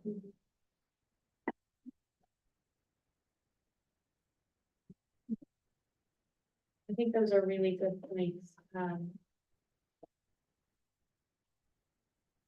think the presentation would be really helpful, and honestly, this might be a good topic where there would be support from National Council. I've reached out to National Council. Understanding, I'm certain this is beyond the four walls of Kansas, so I think it would be interesting to get some, there may not even be advice, but I think having conversation and understanding the issue in depth is the starting. And would be much appreciated if we get that understanding. So staff, Adrian, Carol, Linda, whether that's practice committee in December and then full board in March, or if you prefer just to come to the full board in December, depending upon what you have been to either. We'll be hearing more. Okay, let's try, we have a 10:45 guest joining us from CE Broker, but Janelle, do we have time to do your report, or would you? 2 minutes. Wait, okay, I don't want to rush you, no, Yeah. we're gonna go faster. I'm after hearing what you said, I think there are some things that can be done, so maybe what I'll do is try to hit the high points. Okay. And if those aren't the high points, you can let me know, but there's probably some that can just be for your, reading pleasure. So, I think one important thing is that's on the updates. I do want to let you know, because we look at these as warning signs and other things, that's why we kind of track these. We did have 2 schools that had presidential changes, which maybe doesn't always impact the nursing program as much, but it still has an impact because that there has to be a level of support. So sometimes programs have a struggle getting a new president to understand some of the things that go on with nursing. So those are always important. I think at Fort Scott Community College has a new interim president. So they're one of our programs that are now on conditional approval. We are going to do a site visit soon. They have a new president since the last time we were out there, which hasn't been a year. So we do know that that's an important thing that we do in the follow-up there. Barton County is the other one with a new president. They had a longstanding president. So they've got a very solid nursing program. I don't think that change will be so much for them. We had 5 programs that had nursing director changes. And 2 of those have put in interims, 3 are permanent, but that's always one of those things too, we want to watch whenever there's those changes. And one of those schools has had, this is their 3rd one in 2 years. So it's a program we just reviewed, so we have some ideas of the problems, we're already monitoring them, so I think that's a good thing to know as well. North Central Kansas Technical College, they have 2 programs that have nursing programs. They have a campus in Beloit and a campus in Hayes. That community college or that technical college has been absorbed by Fort Hays State. So they are now, kind of like Wichita did, there have a name change that became effective in July. They are Fort Hays Tech, North Central. So there still are same programs, no changes in their administration, but just a name change to the school. We did one site visit before this meeting. It was a follow-up to one we had done last November. And I think we have 4 more to do this fall and three of those two of those are standard reapproval visits. One is the follow-up I just mentioned with Fort Scott. Our education committee is very aware of a lot of the information. They've been doing quarterly updates to our committee. And the other one is a follow-up after first graduation, WSU Tech, their ADN program had their first graduates in May. So we will be doing that follow-up for them. I have the stats in there on the FQRs. I think only thing I will say there is what I've been trying to track more is just to see how we're doing with having qualified nurse faculty. A lot of folks, we've seen a lot of increase in degree plans and higher exceptions especially. I feel like those are kind of stabilizing a little bit. We still have quite a few, but we seem to be getting more, which in some ways is good because we're seeing more interested in going into it, more on degree plans. And so we're hopeful that that means their faculty, they're getting back to finding more faculty or more people who are interested in getting to that qualified status. So that's a good thing. Petitions I'm only going to touch on. It's something I'm working on and I forgot to put it in here is the process for that has been in place for a long time in terms of what petitioners have to do. The good news is we've had 6 completers this year, which is really good. We have a lot that don't, but 5 of those have already taken and passed their boards, which is great. That's a great statistic to have. I haven't looked at it again in terms of the overall year, but I will do that again soon in terms of that. But I think some of the barriers that they're running into in terms of auditing classes and how that is done may be a barrier that we could do something about. So I'm doing some researching and hopefully bring that to the education committee soon. I think everything else is there. Nothing that I would consider, unless anybody has questions, I would leave it at that. Okay, I went over. No, you've done a great job. And you manage a lot and we appreciate the work that you do. So thank you for the updates and the reports. So. And we do have a guest joining us, so why don't we just take a quick 5-minute break? We'll try to squeeze in maybe another break a little bit later in the morning, but let's try to do 5 minutes. If we can be back, try to do 10 till, at least if we can be back by 10 till, that would be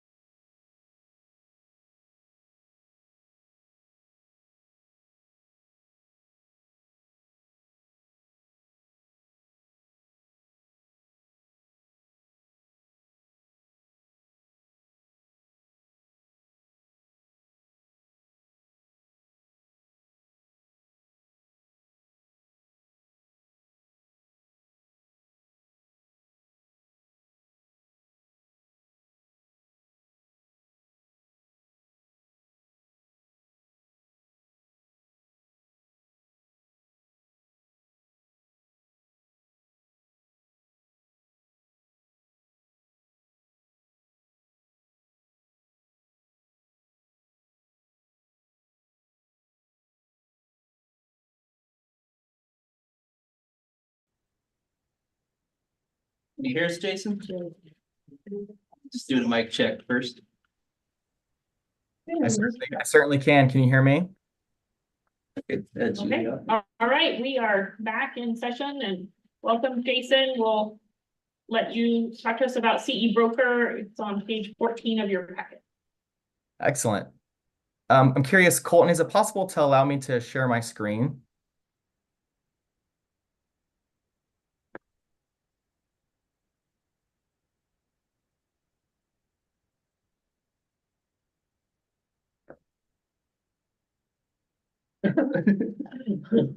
You do a thing.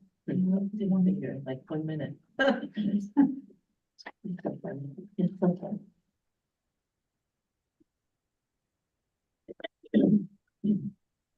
Oh, perfect. Here we go. Thank you so much. All right. Can everyone see that first slide there? Yeah.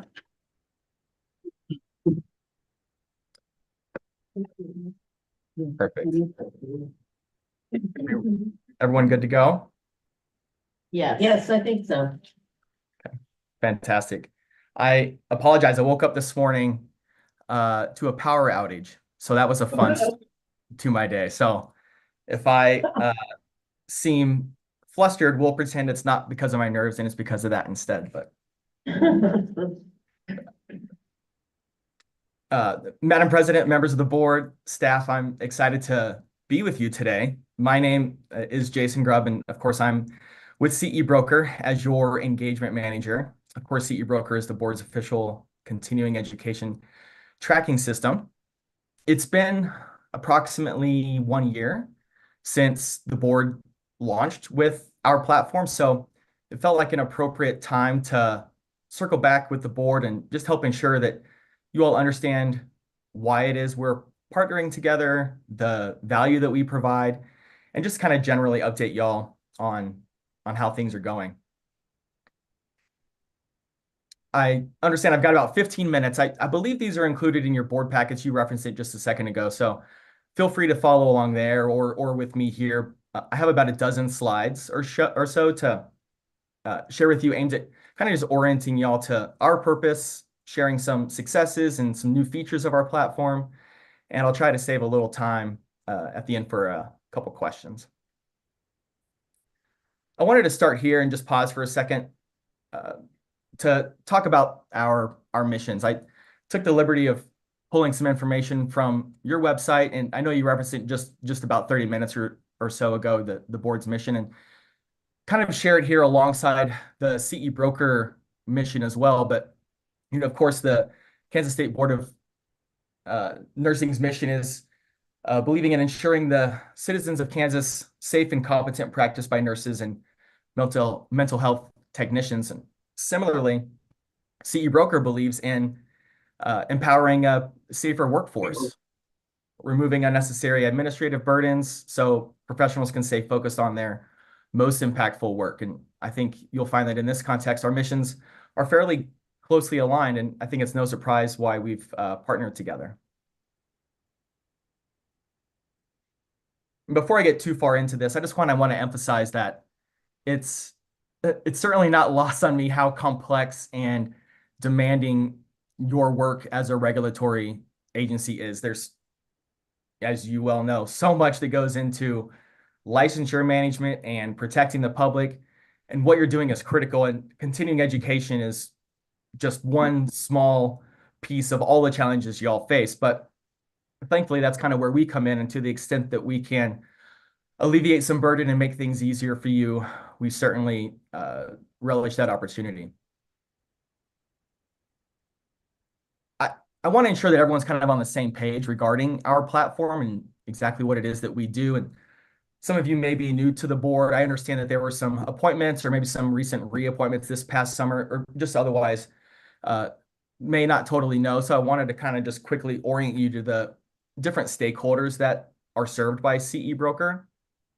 Our naming convention hopefully is fairly self-explanatory here, but the board suite, of course, is what's used by your staff, allowing for compliance monitoring, course and provider application approvals, enforcing disciplinary continuing education, We even have a complete and robust auditing functionality that's available as well. Then certainly the licensee experience, that's what your licensed nursing professionals use. And I want to emphasize that whether they use the free basic account or they opt for one of the premium offerings, a paid account, they're able to report those continuing education credits. They can respond to audits, should they be selected. They can find approved CE, manage exemptions, and basically just do everything that they need to satisfy and track all of their competency requirements for renewal. And then thirdly, the provider suite. Obviously, this is used by the education providers. They can apply for approvals. They can publish their offerings so that licensees can find and complete those courses. Then they can report attendance on behalf of licensees. That's a very popular aspect of the platform. And I'm not going to go into too much depth about these, but if you have any specific questions, I'm happy to answer them in just a few moments at the end here. But I just wanted to kind of give you an overview here to really highlight and make it clear that CE Broker isn't just a tool for your board and staff to use. We like to serve the entire continuing education life cycle, as it were, and every stakeholder that's involved. Moving on to some successes.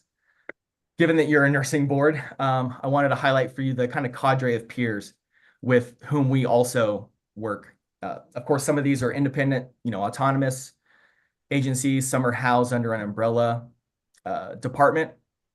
Some are kind of hybrids, but in all, we're working today with about 15 boards of nursing across the country. And kind of practically speaking, what that means is that we're serving a little over 2 million licensed nursing professionals across those states. And of course, as you know, they all have their own unique requirements for renewal and complexity of continuing education, et cetera. But thankfully, because our system is bespoke and configured specifically to each respective board's individual needs, that really isn't a problem.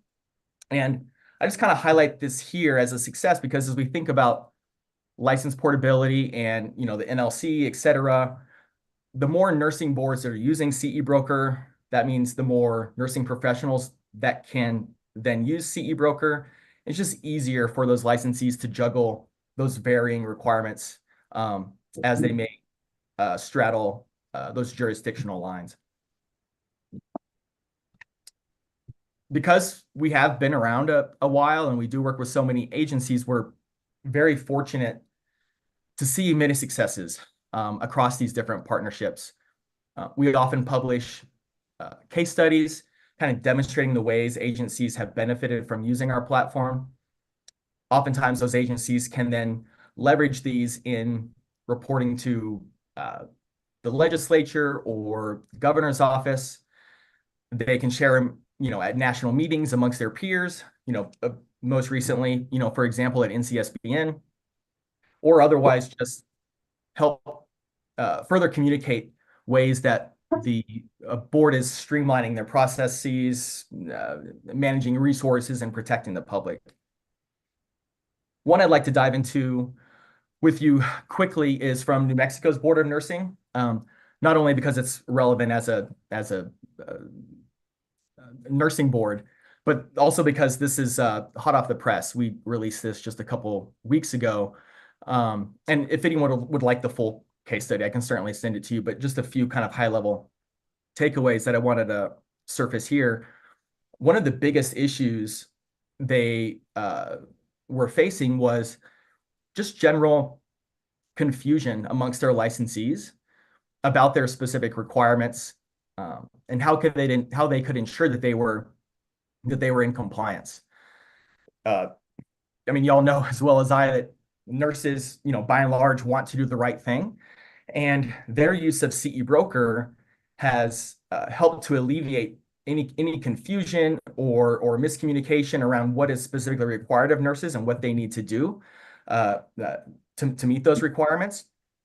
Principally, by integrating our platform with their licensing system, which in their case is ORBS, which is an NCSBN licensing platform, but it's the same for any licensing system, really. licensees are now able to confirm their compliance before renewing. So it really alleviates any fear or risk of being non-compliant through a really gentle and maybe uniquely kind of non-punitive mechanism. And I share this with you, not only to demonstrate the successes of your peers in using CE Broker, but as more of your licensees adopt our platform and engagement increases amongst that population and across the board, our 20 plus 21 now, I think, years of experience kind of tell us that these successes that we see with some of these other nursing boards will be your successes as well. And so while our relationship is still very young, like I said, we just announced about a year ago, there is kind of an element of forecasting here. I think that, and I heard Adrian kind of speak to this a little bit earlier as well, but government agencies are often challenged in adopting new technology and sometimes, criticized, maybe rightfully so or not, for being slow to change, lengthy procurement processes or competing resources, budgetary constraints, etc. They kind of all contribute to this. But this is where I think amongst vendors servicing government agencies, CE Broker is truly unique. We constantly evolve, leveraging either advancing technology or adapt to user feedback. And because the board does not pay for our service, those kind of traditional hurdles of technology adoption, they simply don't exist with us. And a couple kind of recent innovations that I'd like to highlight include our integration of some artificial intelligence technology, specifically some emerging OCR technology. Let me see if I can recall. Optical character recognition to not only verify documentation when it's being uploaded by a licensee to ensure that it's correct, but to quicken the time that it takes to upload. So just snap a photo of a CE certificate, and CE Broker can then interpret that information and knows the provider, the course name, how many hours were completed. Then it updates a licensee's account in seconds as opposed to minutes, which would be required of some sort of manual entry. Also, we just rolled out a new account option available to nursing professionals, a few other professions nationally as well, but specifically nursing. It includes continuing education courses with their CE Broker subscription. So licensees can save time in trying to filter through and find approved and relevant content. They are able to save money as opposed to finding and purchasing courses, individually a la carte. And the licensee and the board and the public, they can kind of all better rest assured that those licensees are getting really high quality, informative learning experiences. And we're kind of always, looking for and rolling out new offerings that are on the horizon. There's a few things kind of bulleted there that I won't go into too much depth, but going back to something I mentioned a little bit earlier about providers, this is an important thing to keep in mind, that CE Broker works with thousands of education providers across the country. Large national groups, certainly, but lots of small, what I would call maybe, mom and pop operations. And then, of course, those regional and state associations, most of whom are reporting completions on behalf of your licensees into CE Broker. So the licensee isn't burdened with having to keep track of certificates and, self-reporting and uploading documentation. But conversely, the board also has peace of mind that knowing the hours reported to our system are accurate and verifiable simply because it is kind of coming from that primary source. And then a couple other slides here before I wrap up. We try to serve to a certain degree, really as an extension of the board in helping you deliver on that charge of providing high quality customer service to the public. Your board staff have me, your dedicated engagement manager, for anything that comes up. And, we attended the last board meeting, and I know there were some questions about CE Broker that came up. And so consider this an open invitation for any members of the board to reach out to me directly with questions or concerns. Certainly happy to help you any way that I can. But beyond just myself, licensees and education providers, they have our dedicated support system that's based here in the United States, available Monday through Friday, 8 a.m. to 8 p.m. to really take the burden off of your staff in answering questions about our platform or continuing education requirements. So as deadlines come up, at the end of each month or there's changing requirements, we encourage the board to continue sending licensees our way so that their time can be freed up, focusing on maybe bigger issues. I'm almost done here. One of the final slides here is just some quotes from nursing professionals kind of sharing how they found value in our platform. But we work really hard to maintain an excellent NPS score. And that's just a kind of a way of measuring customer sentiment, which is really amongst the highest in the country.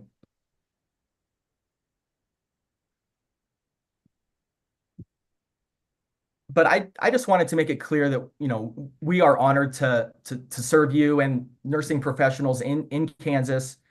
It's been a joy working with your staff, Carol and Adrian. They're always gracious with their time, to meet about an issue and to learn and share ideas.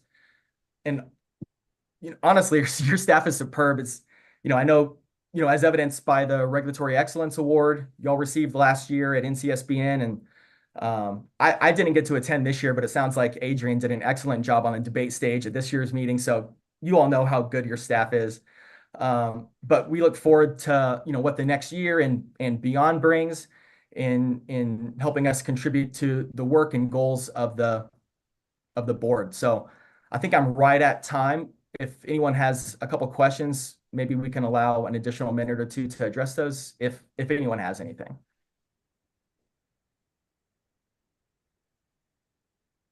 So Jason, thank you very much for the presentation. I will remind everyone that this is an option for our nurses out there to use as a housing agency and tracking of their CEs. I am glad to see the addition of being able to get CEs off of the CE broker website. That's one of the concerns, I guess I would say, that we've had in the past. So I'm pleased to see that. This is not mandatory for our nurses, and personally, I feel pretty strongly about that because we have many nurses across the state that are required to use a HealthStream or some other device in their workplace, and so they are already entering that data there. Also, any nurse that is certified, they are required to enter that into their certification website and use that tracking system. So I don't anticipate ever making this a mandatory. It is an offering for those nurses who maybe don't have another option or are seeking some kind of tool. So and I think by now offering CEs within the process, I think that's helpful.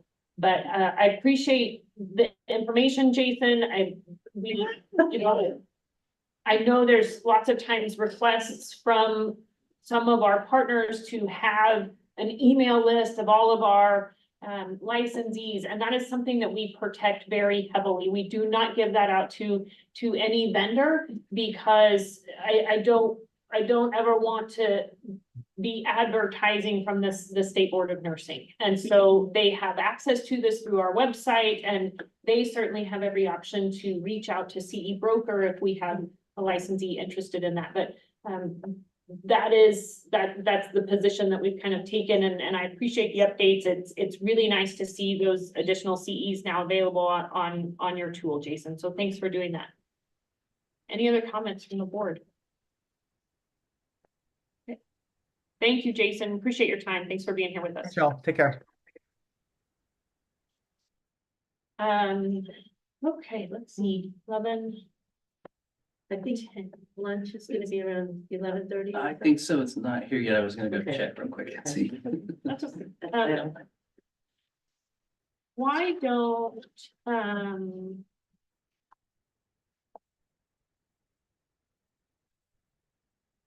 would we want to pause now for one of our executive sessions? No, how about we do education committee? Let's see if we can get through education committee and then. We can pause after that. Check with her at lunch, maybe come back after lunch. Okay,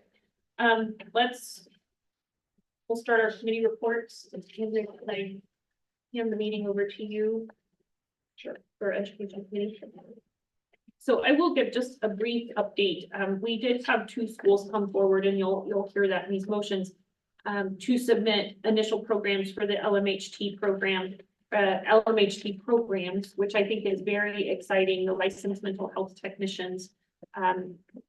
We had in-depth discussion from a task force that we've asked to start looking at those regulations. They are very old. They need to be revised if they're going to continue forward. And there's just a lot of challenges with that LMHT license right now. So that task force is going to be reaching out to some folks across the state. In South Central Kansas, they're opening a new behavioral health hospital. And it might be interesting for all of us as a board to hear from the team that's working to bring that hospital up and what the workforce challenges are, what they might have envisioned for this LMHT license, and how we can partner with them to ensure that we're doing something that's helpful to them as opposed to just kind of working in a silo by ourselves. So I anticipate that there will be some visitors at one of our next meeting. Monica Mernan is, I believe she's one of the leaders. I don't know if she is the leader, but she's one of the leaders of the task force that's come together in South Central Kansas to help support the opening of this hospital. It is a state agency, the new hospital would be. And so I think it'd be interesting to hear from that team. Amy also shared that there's been a new inpatient facility open in Pittsburgh, Kansas. And so to hear what maybe smaller cities are doing in response to the mental health crisis and what their needs might be from a workforce and how does this license help support their work. We did hear from 2 schools. It was Wichita State and then Wichita Technical College, both put forth programs that were very interesting, and they had been pretty innovative with the way that they've worked with the regulations that are currently in place to develop their proposals and start forth on their programs. So exciting. And then with regards to the APRN regulations, the other thing I wanted to talk just briefly about, Carol mentioned it in her report. For us to be able to continue the certification that we have, we will need those APRN regulations to go through or show at minimal, we need to show that we've taken action in getting those through the legislature as much as possible. Carol has done her part. There's really nothing, that staff hasn't done. Carol referenced it would take either a special board meeting for us to come together and get those approved. If by chance they come through between December and that February timeline when we have to report back, and I'm drawing a blank. Carol, help me on the agency that we need to report back. The U.S. Department of Education. It oversees the certification for the CE. Actually, what we were asking and what we've had for several years is they recognize us as an agency that can accredit nursing education. And like I said, we're probably only one of 4 or 5 boards of nursing in the We nation. don't have to have it. No, we don't have to. It holds us to a higher level. You will see it mentioned in the article as part of the award that we do. It ensures that we are using the highest quality and the best standards to do it. So if we can continue that certification, I think that's something that we would like to do. So we're 4 of the 9 regulations have been through the Attorney General's office and are ready to move forward. We're going to go on and push those 4 through. We were originally trying to send them all 9 in one big packet. We're going to go on and push those 4 through. So if come February, we can say, we've got 4 of the 9, our legislators working on it, these steps. I think that will be beneficial. If we can get the other 5 to the point where we are ready for board approval by late December, sometime in January, maybe even early February, we may need to schedule a Zoom meeting for approval of those regulations. So I just wanted everyone to anticipate that in your emails and be aware. That would help us maintain that certification. And to Carol's point, we've done everything just like we have year after year. Nothing's really changed for us. They do have a new administrator and that person interpreted some things differently. And so, and that's just fine. It raises us, it holds us accountable to getting those things through. So we'll work to do. So with that being said, that was our education committee. You have several motions. So it was moved to approve the consent item agenda, which includes the 2024-2025 site visit schedule, petition summary from 5/12/24 through 8/12 of 24, as well as draft regulation review approval KAR 60-5-102, 60-5-103, and 60-6-101. Motion, is there a second? A second. Terry. Any discussion? All those in favor say yes. Yes. Anyone opposed, no. Any abstentions? Motion passes. It was moved to accept the site visit report with recommendations for conditional approval of Mid-America College of Health Sciences PN program with a follow-up site visit in the spring of 2026. Motion, is there a second? I'll second, or Pesa. Yes. Any discussion? All those in favor say yes. Yeah. Opposed, no. Any abstentions? Motion passes. It was moved to approve the major curriculum change request from Mid-America College of Health Sciences PN program to increase the practical nursing program's credit hours from 43 to 46 credit hours, increasing the IV therapy and pharmacological. Motion, is there a second? I'll second the third. Any discussion? All those in favor say yes. Yes. Yes. Anyone opposed? No. Any abstentions? Motion passes.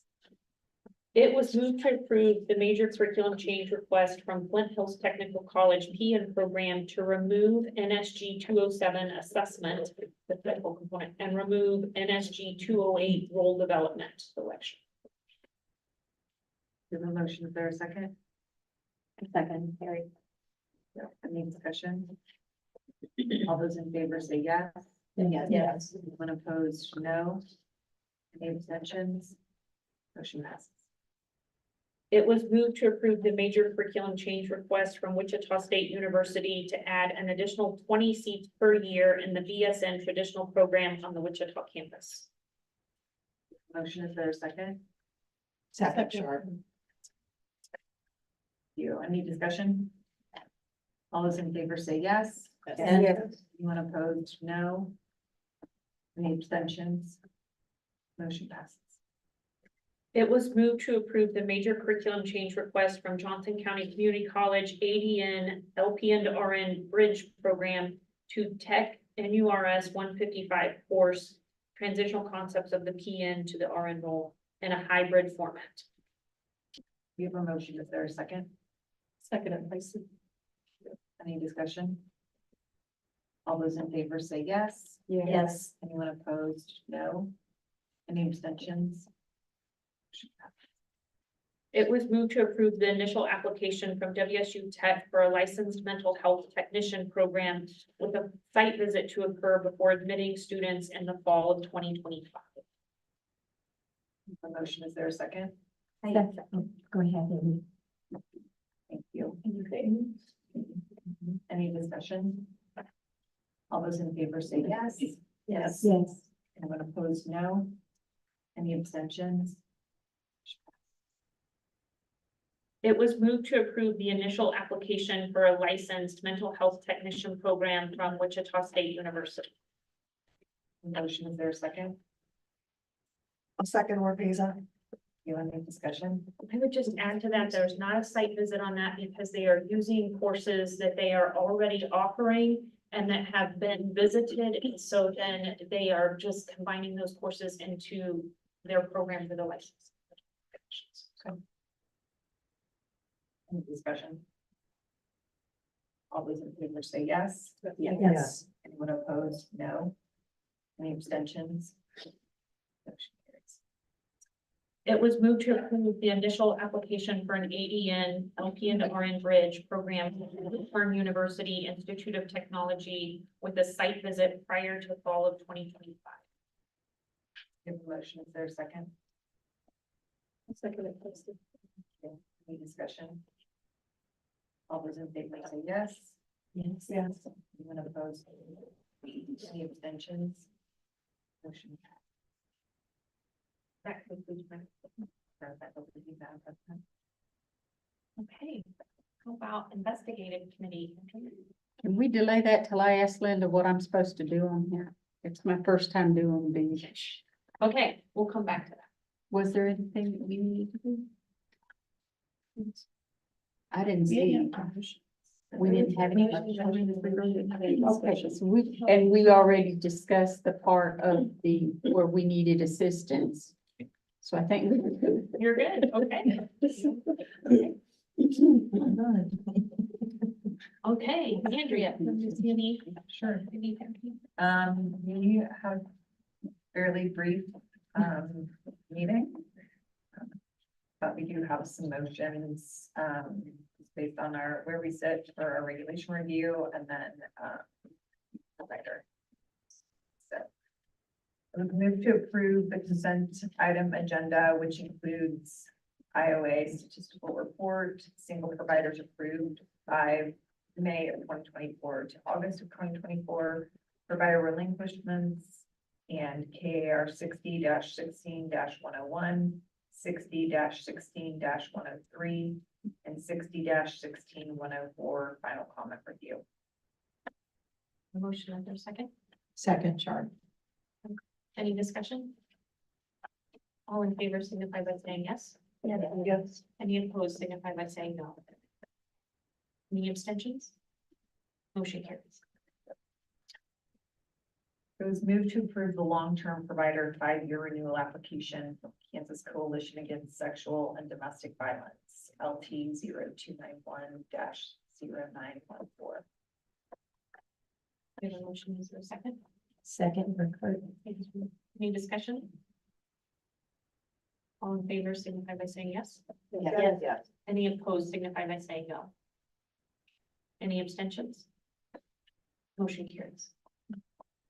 It was moved to approve the initial long-term provider application from Apple Tree CEU LLC. We have a motion, is there a second? Second, Marqueza. Any discussion?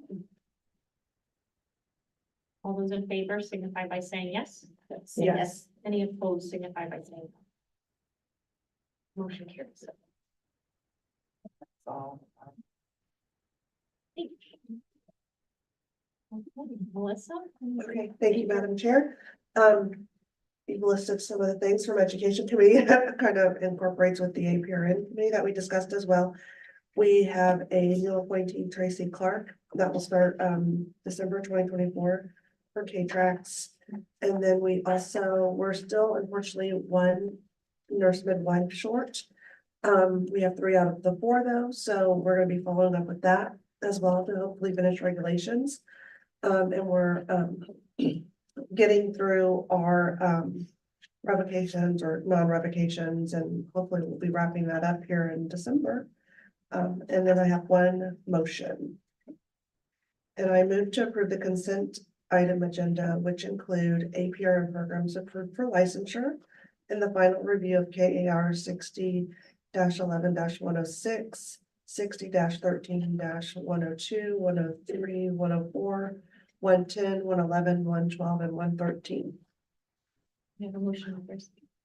A second, Terry. Michelle, any discussion? All in favor signify by saying yes. Yes. And any opposed signify by saying. Any abstentions? Motion carries. Okay, that's all I have for you, Madam Chair. Thank you. Thank you. Okay, who led this committee? Was it you, Michelle? Thanks. I'm gonna give you We, practice committee had a very efficient meeting as well. Linda reviewed the practice call data, and then we also looked at educational material from KAPN. And we have 2 motions. It was moved to approve the consent agenda item, which include practice calls report. In the motion, is there a second? A second or Payson. Any discussion?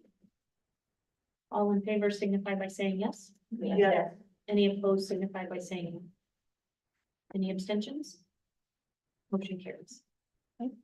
And then our second one, it was moved after regulations review to approve the following. KAR 60-3-108. Expiration date initial, KAR 60-3-109A, standards of practice. KAR 60-3-111, inactive license. KAR 60-3-112, exempt license.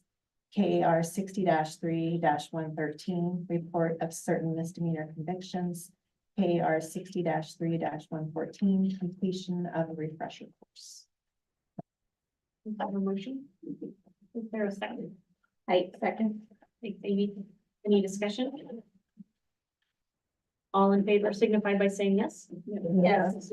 Any opposed signify by saying no. Any abstentions? Motion carries. That completes my report. Thank you, Michelle. And then Finance Committee, so we had a very brief meeting this morning as well. We are not doing anything. Carol's working on the preparation of the budget, which she will submit by Friday, so we will get to see that at our next meeting, but we did have one motion, so. I move to approve the consent item agenda, which includes the final review for KAR 60-4-103, fees and travel expenses for school approval of continuing education providers. KAR 60-8-101, schedule of fees. KAR 60-11-119, payment of fees. And KAR 60-13-101, payment of fees. We have a motion. Is there a second? Sure, second. Any discussion? All those in favor say yes. Yes. Anyone opposed, no. Any abstentions? Motion carries. And that concludes my report. So Adrian, I saw the thumbs up, so, okay, I think that we are ready for lunch, so we're gonna take a break for lunch, we'll take, let's do about 45 minutes, because we want to take a photo, we have a new board member, so they're wanting to update our photo. So we'll do that upstairs and then, settle for lunch, and I do anticipate that when we come back, there will be executive session, so there may be a couple of them kind of back there, it sounds like, so just for planning purposes, that's what we've got, so we'll come back at 12:15, lunch break.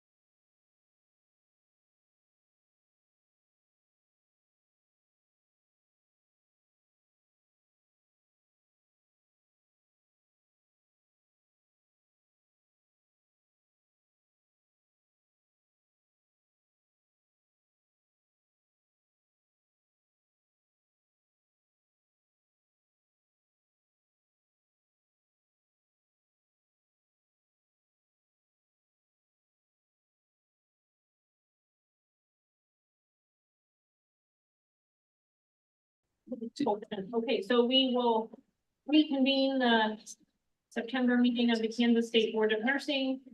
I think we need to have an executive session. Okay, we have the motion, you wanna read that for us?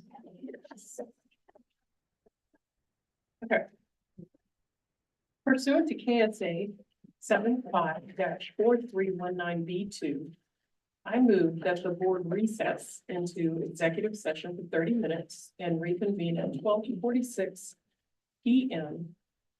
The remote meeting will be reconvened by Zoom and in room 509, Landon Office Building, 900 Southwest Jackson, Topeka, Kansas, 66612, as stated in the notice of the meeting that was sent to individuals who requested the notice and as published on the board's website at www.ksbn.kansas.gov. The justification is consultation with the board's legal counsel, Assistant Attorneys General Charles Mashiers and Rachel Kinney Townsend, that would be deemed privileged in the attorney-client relationship.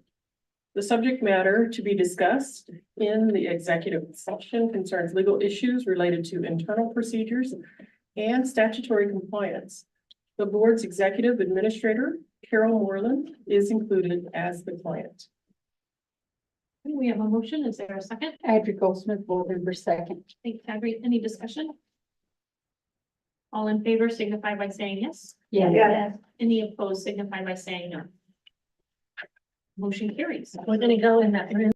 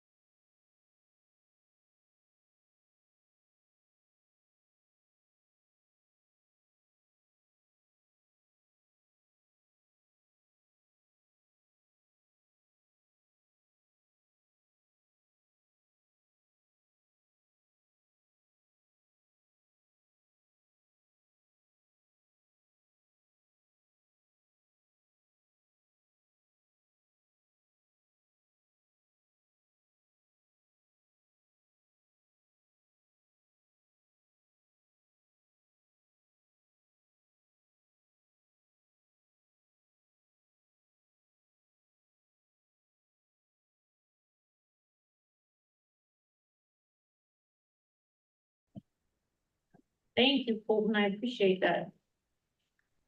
So we will reconvene the September meeting following our executive session. And we have just a few agenda items here.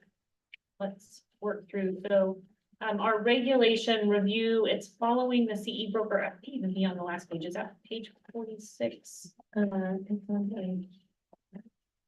No, it's not. It's on page 28. 20, okay. So this is what we asked for at our last meeting these are all our regulations that we need to review and ensure that they are still needed. We asked for an update from staff to find out where we're at. These all have to be done by June 2025. Okay, so this, obviously is even out of date because we've had all the committee meetings and then motions that you heard this morning. So essentially, anything that's in the blue is probably now yellow. And then, but we're moving along very nicely is what this tells me. Congratulations to investigative committee, and now then finance committee is also joining that as the two committees to complete their regulation reviews. So making great progress. Education committee did talk about it. We had a number of them go through for initial approval this time, and we are well on track. We'll have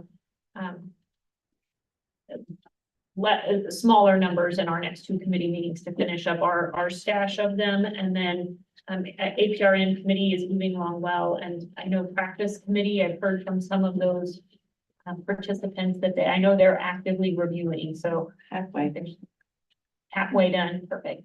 So we'll have our final the next. So, and you'll do that too. Okay, great. So any questions from anyone on that? I think it'd be good to see this updated on our next agenda, if that's okay, just so we make sure we get this work done for the legislators across the street when meeting their meetings. Okay.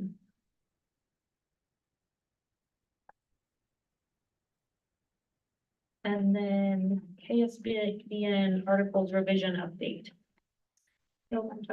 That is starts on page 32, and this is, we had each committee look at their committee description and see if there needed to be any changes.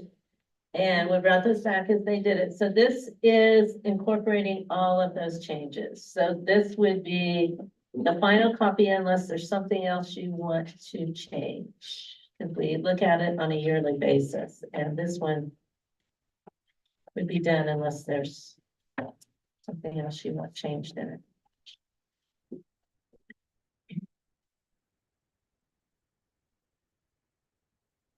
Madam President, I move approval of the Kansas State Board of Nursing articles as revised. Patrick goes before Ben Brass second. Thanks, Henry. Any discussion? All in favor signify by saying yes. Yeah. Any opposed signify by saying no. Any abstentions? Motion carries. Okay, so now we're down to our new business. In September, every year, we elect officers. So our board appointments, the calendar goes on a June timeframe. And so we have new board members joining us in September typically. And so it makes an appropriate time to do officer elections. And that is where we're at right now. So and stating that, we'll start with the president, and I am not going to run again because my term will be up in June. And so because you won't elect a new president again until next September, I won't be able to fulfill that whole commitment. And so Andrea Watson has been fulfilling a lot of duties and partnering. And so I would like to nominate Andrea for the president. And let's second that nomination. I third it.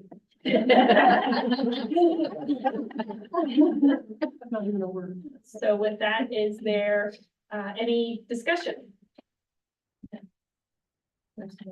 All those in favor signify by saying yes. Yes. Any opposed signify by saying no. Any extension? Motion carries. Congratulations.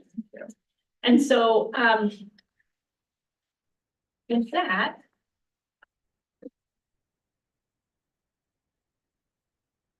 I'd like to, well, maybe we'll do that after we finish our elections, but so we'll finish the elections. So, we need to, is there any nominees for vice president?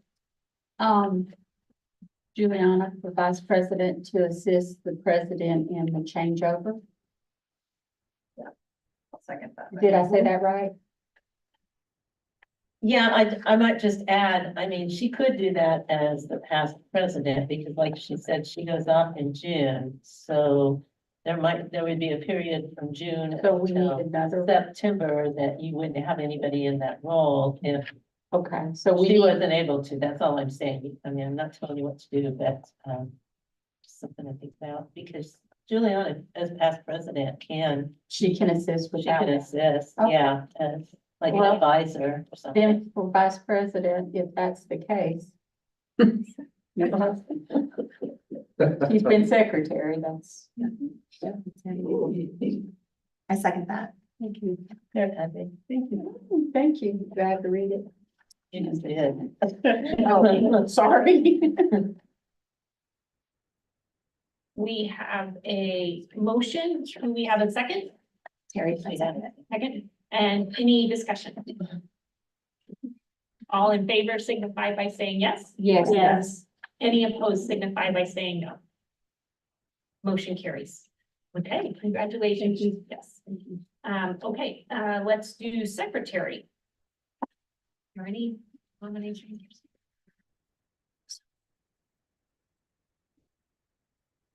Can I make a nomination? Sure.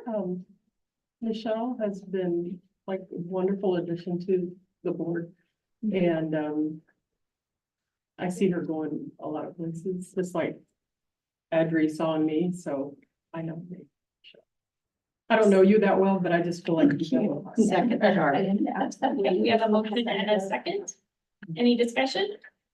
Any other nominees? Any discussion? Who was second on the vice? Oh, Juliana second. Did you say? Michelle. Michelle, I know. Thank you. I'm sorry. I missed it. Okay, so any discussion for secretary? All those in favor signify by saying yes. Yes. Any opposed signify by saying no. Motion carries. Congratulations. Okay. So now we'll move on to our delegation motions.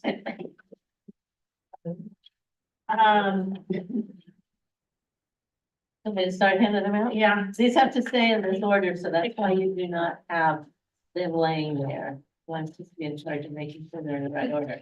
Who wants to read the first one? I can read it. No, that's a short. The longer earlier, Oh, right? yeah. Okay, so I move that pursuant to KSA 2023. Is that supplemental? The SUPP supplemental 77-527 of the Kansas Administrative Procedure Act. The board designate and delegate to its authority, and this is blank, so That's the agency head. to the agency head. It's the one for the agency head, right?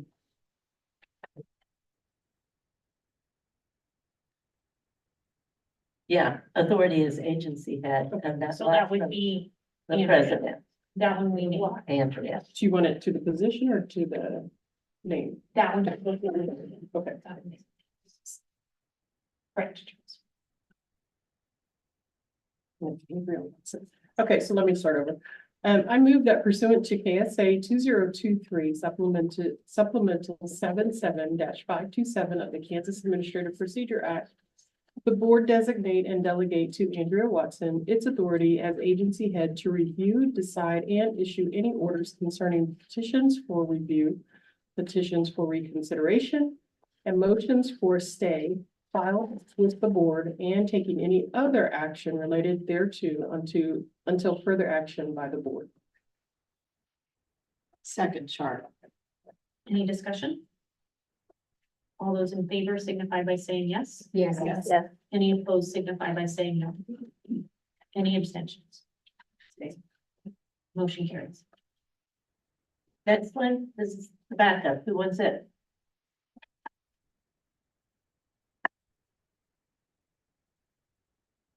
Whose name goes in that? Yeah, Does it have a there's blank? blanks. So this is Michaela. Michaela, okay.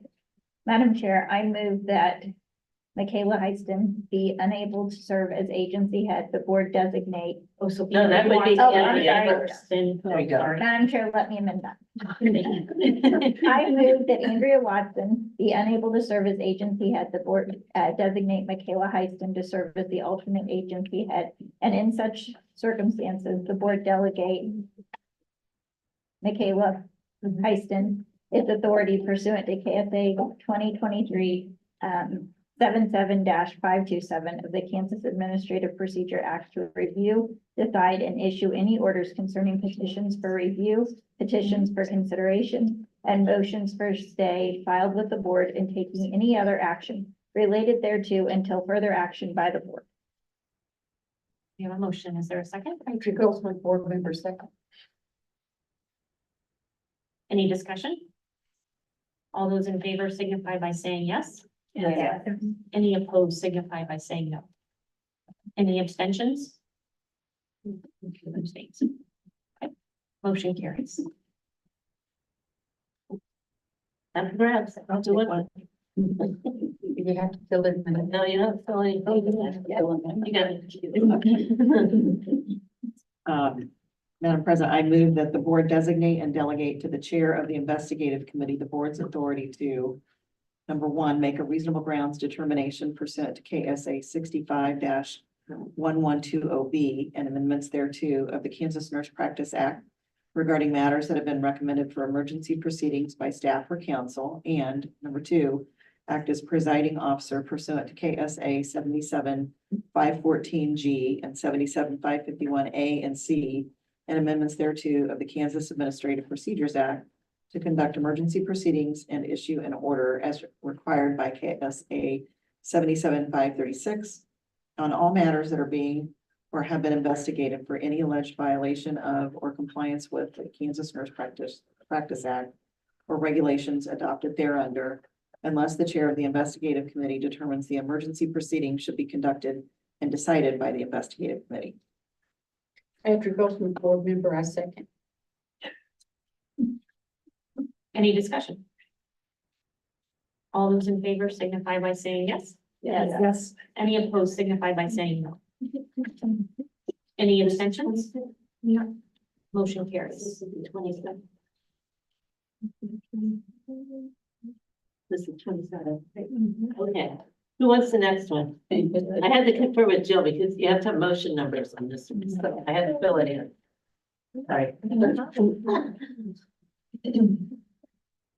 Subject to motion number 27 regarding delegation to the chair of the investigative committee, I move that if the chair of the investigative. It should be committee- motion 26. We're on motion 27. What she's reading. Oh, Okay, I'm so sorry, 26. 26. I apologize. I'm sorry. Amend that. Subject to motion number 26 regarding delegation to the chair of the investigative committee, I move that if the chair of the investigative committee is not available to act as described in motion number 26, the vice chair of the investigative committee is designated and delegated to act as described in motion number 26. we have a motion. Is there a second? Second. Thanks, Amy. Any discussion? All in favor signify by saying yes. Yes. Any opposed signify by saying. No. Motion carries. Okay, somebody, great, it's a long one. Oh, this is a long Yeah, one. there's nothing you can fill in. Nothing to fill in. Oh, my goodness, it's a whole thing. I have to have my voice. All right. Madam Chair, I move that the board designate and delegate to the chair of the investigative committee the board's authority to, one, issue to an applicant meeting the qualifications and requirements of the Kansas Nurse Practice Act and the Nurse Licensure Compact Act, any license, certificate of qualification, or authorization to practice nursing. 2, conduct hearings, enter into settlements, issue and amend decisions regarding the assessment of fines pursuant to KSA 74-1110 and amendments thereto involving an allegation that a person who submitted an initial renewal, endorsement, or reinstatement application for any license, certificate of qualification, or authorization to practice nursing has violated or not complied with the Kansas Nurse Practice Act or regulations adopted thereunder. 3, make a reasonable grounds determination pursuant to KSA 65-1120B and amendments thereto regarding applications that are being investigated or have been investigated for any alleged violation of or compliance with the Kansas Nurse Practice Act or regulations promulgated thereunder by the board. 4, order applicants to complete evaluation by the board's impaired provider committee pursuant to KSA 65-4924A and D.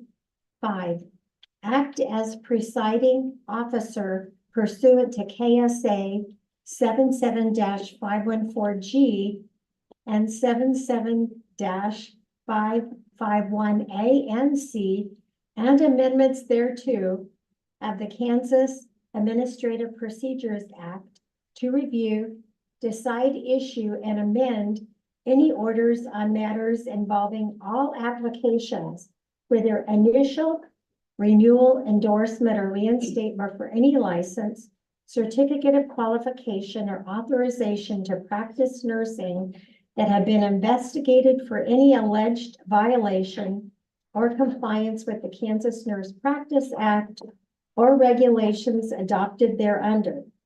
Such delegation includes, but is not limited to, sending warning or reprimand letters, entering into settlement agreements, conducting CAPA proceedings and hearings, issuing pre-hearing orders, issuing initial orders denying or imposing limitations on any license, certificate, or authorization to practice nursing under the Kansas Nurse Practice Act, and taking any other action related thereto, unless the president determines the matter should be sent to the Office of Administrative Hearings for further proceedings or considered and decided by the investigative committee. Last one, 6, review and approve or review and approve or deny an applicant's request to receive accommodations while taking a board-approved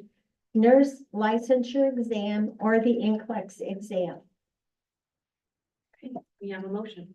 I'll second or Pesa. Thanks, Melissa. Any discussion? All in favor signify by saying yes. Yes. Any opposed signify by saying no. Motion carries. Next one, who wants this? It's short. Okay, let's short. Build in. Okay, subject to motion number 28 regarding delegation to the chair of the investigation committee. I move that if the chair is not available, the vice chair of the investigative committee is so designated and delegated to act as described in motion number 28. Okay, we have a motion. Patrick Goldsmith, board member. Second. Second. Okay, any discussion? All in favor signify by saying yes. Yes. Any opposed signify by saying no. Motion carries.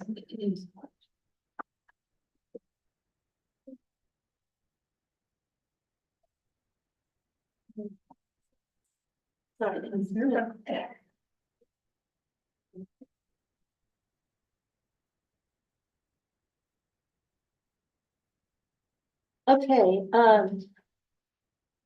who wants this one? It's long, but this one's gonna sound kind of like the other one, except now this is being delegated to the investigative committee.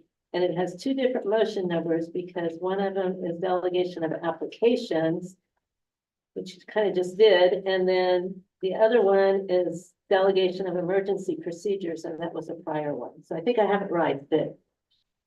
Right, Charles? It wouldn't be exactly the same motions, right? Okay, thank you. That's my turn. Okay, subject to motion number 28 regarding delegation of applications and motion number 26 regarding delegation of emergency proceedings. I move that the board designate and delegate to the investigative committee its authority to, 1, conduct hearings, enter into settlements, issue and amend decisions regarding the assessment of fines pursuant to KSA 74-1110 and amendments thereto involving an allegation that a person who is granted a license certificate of qualification or authorization to practice nursing has violated or not complied with the Kansas Nurse Practice Act and or regulations adopted thereunder. 2,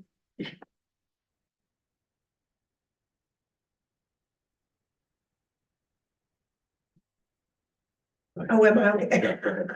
2, make a reasonable grounds determination pursuant to KSAA 65-1120B and amendments thereto of the Kansas Nurse Practice Act regarding persons who were granted a license, certificate of qualification, or authorization to practice nursing and are being investigated or have been investigated for an alleged violation or compliance with the Kansas Nurse Practice Act or regulations adopted thereunder. And 3, order licensees to complete an evaluation by the board's impairment provider committee pursuant to KSA 65-4924A and D.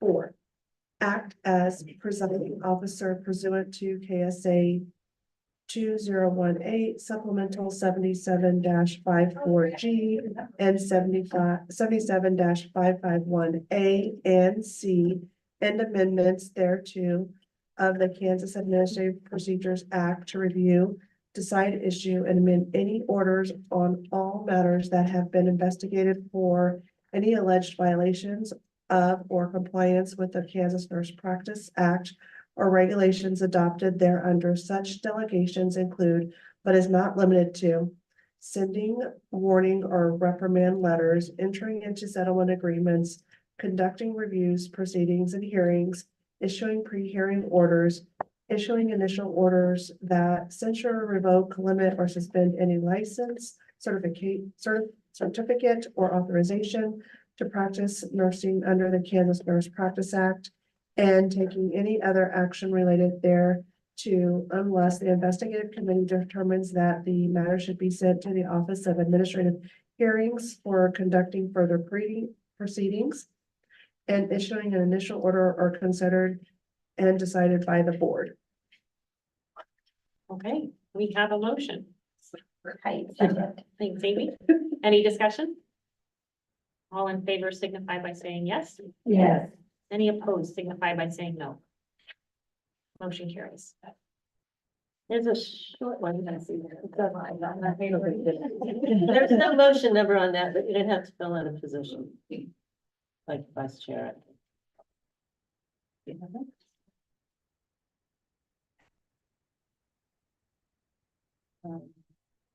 I think it's a backup to the chair of the investigation. This would be the vice Chair, yeah. I move that should a board member serving on the investigative committee be unable to serve as a presiding officer in a matter pending before the investigative committee, the vice chair is designated and delegated as alternate presiding officer of the investigative committee in that pending matter. We have a motion. Is there a second? Second. Any discussion? All in favor signify by saying yes. Yes. Any opposed signify by saying no. Motion carries. There's a long one, but you don't have to fill any blanks in. Who wants it? Go on.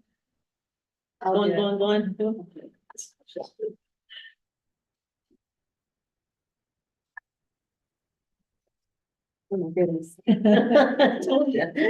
I move that the board designate and delegate to the chair of the investigative committee the board's authority to conduct hearings, enter into settlements, and issue decisions regarding the assessment of fines pursuant to KSA 74-1110 and amendments thereto, involving an allegation that a licensee has violated or not complied with the Kansas Nurse Practice Act or regulations adopted thereunder, for failing to submit to a mental or physical examination or an alcohol or drug screening or any combination of these, and so ordered by the board pursuant to KSA 65-4924, or failing to complete the requirements of the impaired provider program of the board, or for failing to meet the requirements of the nurse licensure.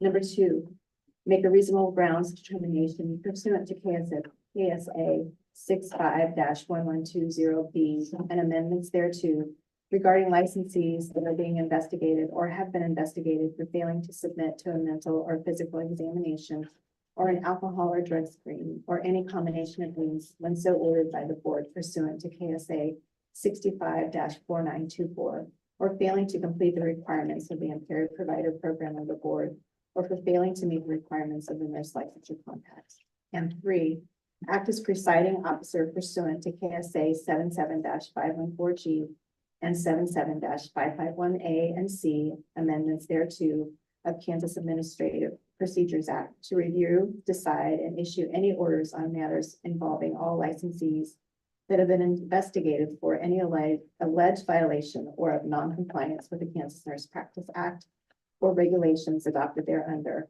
regarding the failure to submit to a mental or physical examination or an alcohol or drug screen or any combination of these, and so ordered by the board pursuant to KSA 65-4924, or failing to complete the requirements of the impaired provider program of the board, or for failing to meet the requirements of the nurse licensure compact. Such delegations includes, but is not limited to, sending warning or reprimand letters, entering into settlement agreements, conducting CAPA proceeding and hearings, issuing pre-hearing orders, issuing initial orders defining or imposing limitations on any license, certificate, or authorization to practice under the Kansas Nurse Practice Act, and taking any other action related thereto, unless the president determines the matter should be sent to the Office of Administrative Hearings for further proceedings or considered and decided by the investigative committee.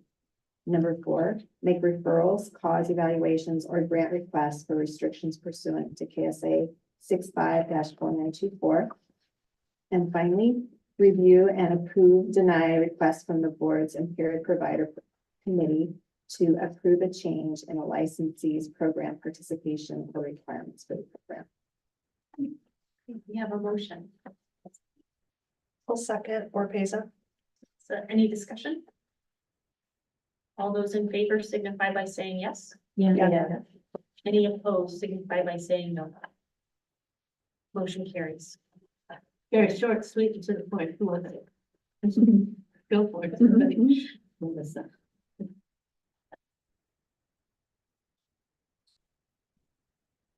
Pursuant to KSA 65-1120B, KSA 65-1166, KSA 74-1106D, I move the board designate and delegate to the executive administrator the board's authority to request documents pursuant to any matter being investigated by the board or their staff, including requests under the Privacy Act 5 USC 522A-B7.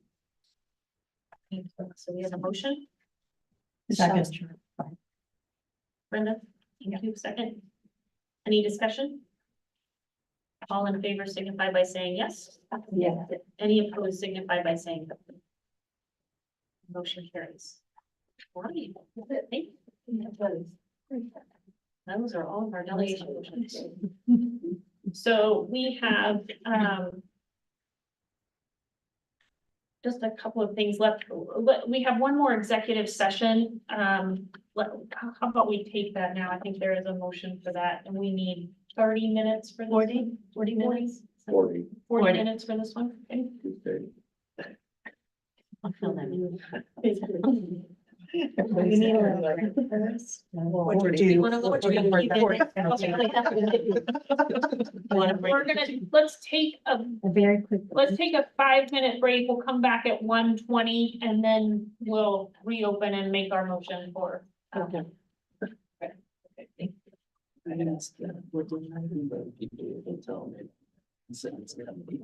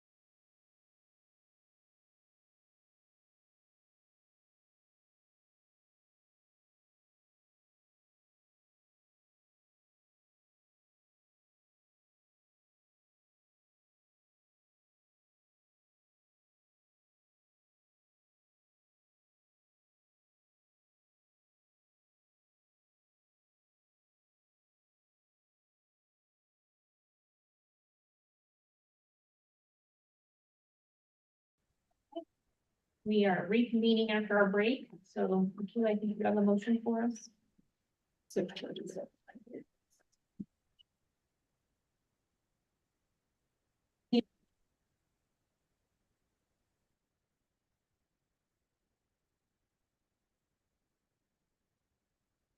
Okay, so pursuant to KSA 75-4319B2, I move that the board recess into executive session for 40 minutes and will reconvene at 2:01 PM. The remote meeting will be reconvened by Zoom and in room 509, Landon Office Building, 900 Southwest Jackson, Topeka, Kansas, 66612, as stated in the notice of the meeting that was sent to individuals who requested the notice and as published on the board's website at www.ksbn.kansas.gov. Justification is consultation with the board's legal counsel, assistant attorneys, General Charles Mashiers and Rachel Kinney Townsend. That would be deemed privilege in the attorney-client relationship. The subject matter to be discussed in the executive session concerns legal issues related to internal procedures and statutory compliance. The board's executive administrator, Carol Moreland, and Linda Davies, practice specialists, are included as the client. We have a motion, is there a second? I'll second. Watson. All in favor signify by saying yes. Yes. Any opposed signify by saying no. Motion carries. Okay.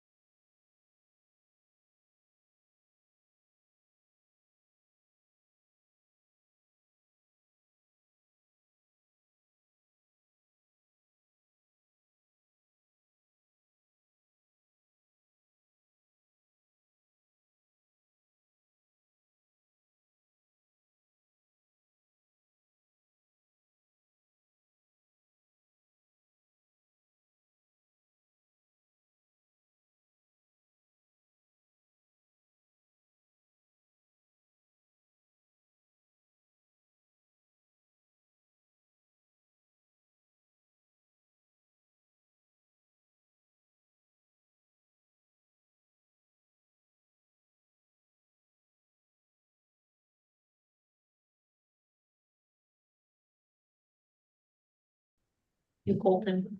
Okay, I think we are getting close. So, we have review of the mission statements.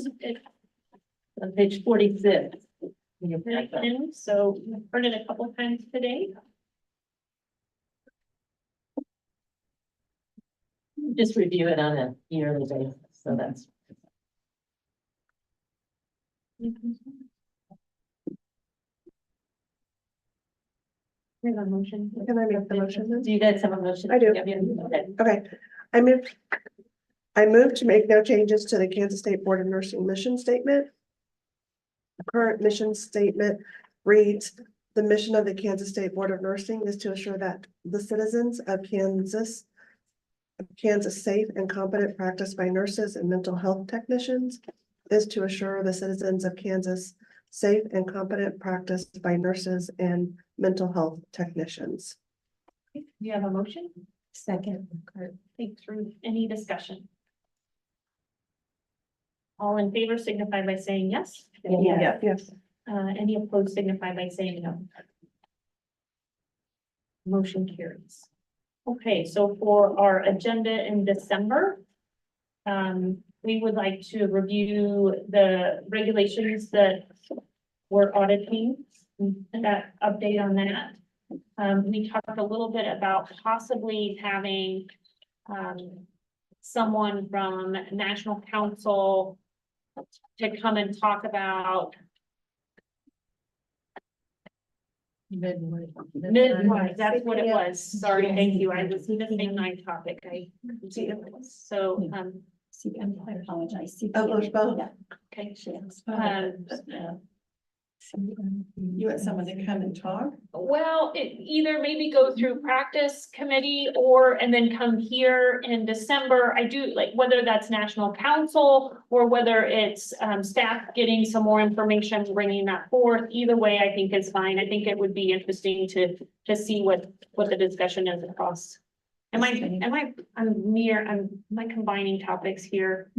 We were also talking about mental health. We were talking about mental health. Mental health technicians is where we're gonna go to National Council and look to see what other states are doing. So that may be where we have someone come and visit with us. And then the midwife and the issues with the practice there. I think that may just come from I'm doing. your internal, just some updates on the issue. That'd be great. Thanks, Linda. I appreciate that. I've tangled those two together.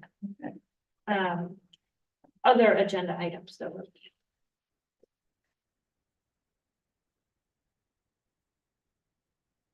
Okay, we'll have our normal one. So with that, I'd like to do, have statement 3. So, board members and colleagues, as we reflect on the rich history of the Kansas State Board of Nursing, which dates back to its inception in 1913, we are reminded by our enduring mission to assure the citizens of Kansas safe and competent practice by nurses and mental health technicians. This responsibility has been upheld through the dedication of our leaders, and today we celebrate the continuation of this legacy. It is with great honor that we gather to recognize the penning of our incoming president, Andrea Watson. And this ceremony symbolizes not only the transition of leadership, but also the unwavering commitment to the values and mission of this board. As we welcome our new president, we are confident that they will continue to guide us with the same integrity, vision, and dedication that have shaped the Kansas State Board of Nursing for over a century. Please join me in congratulating and welcoming our incoming president as Andrea assumes this important role in advancing the profession and safeguarding the public. Here is the new pin, which identifies you as the board president. Congratulations.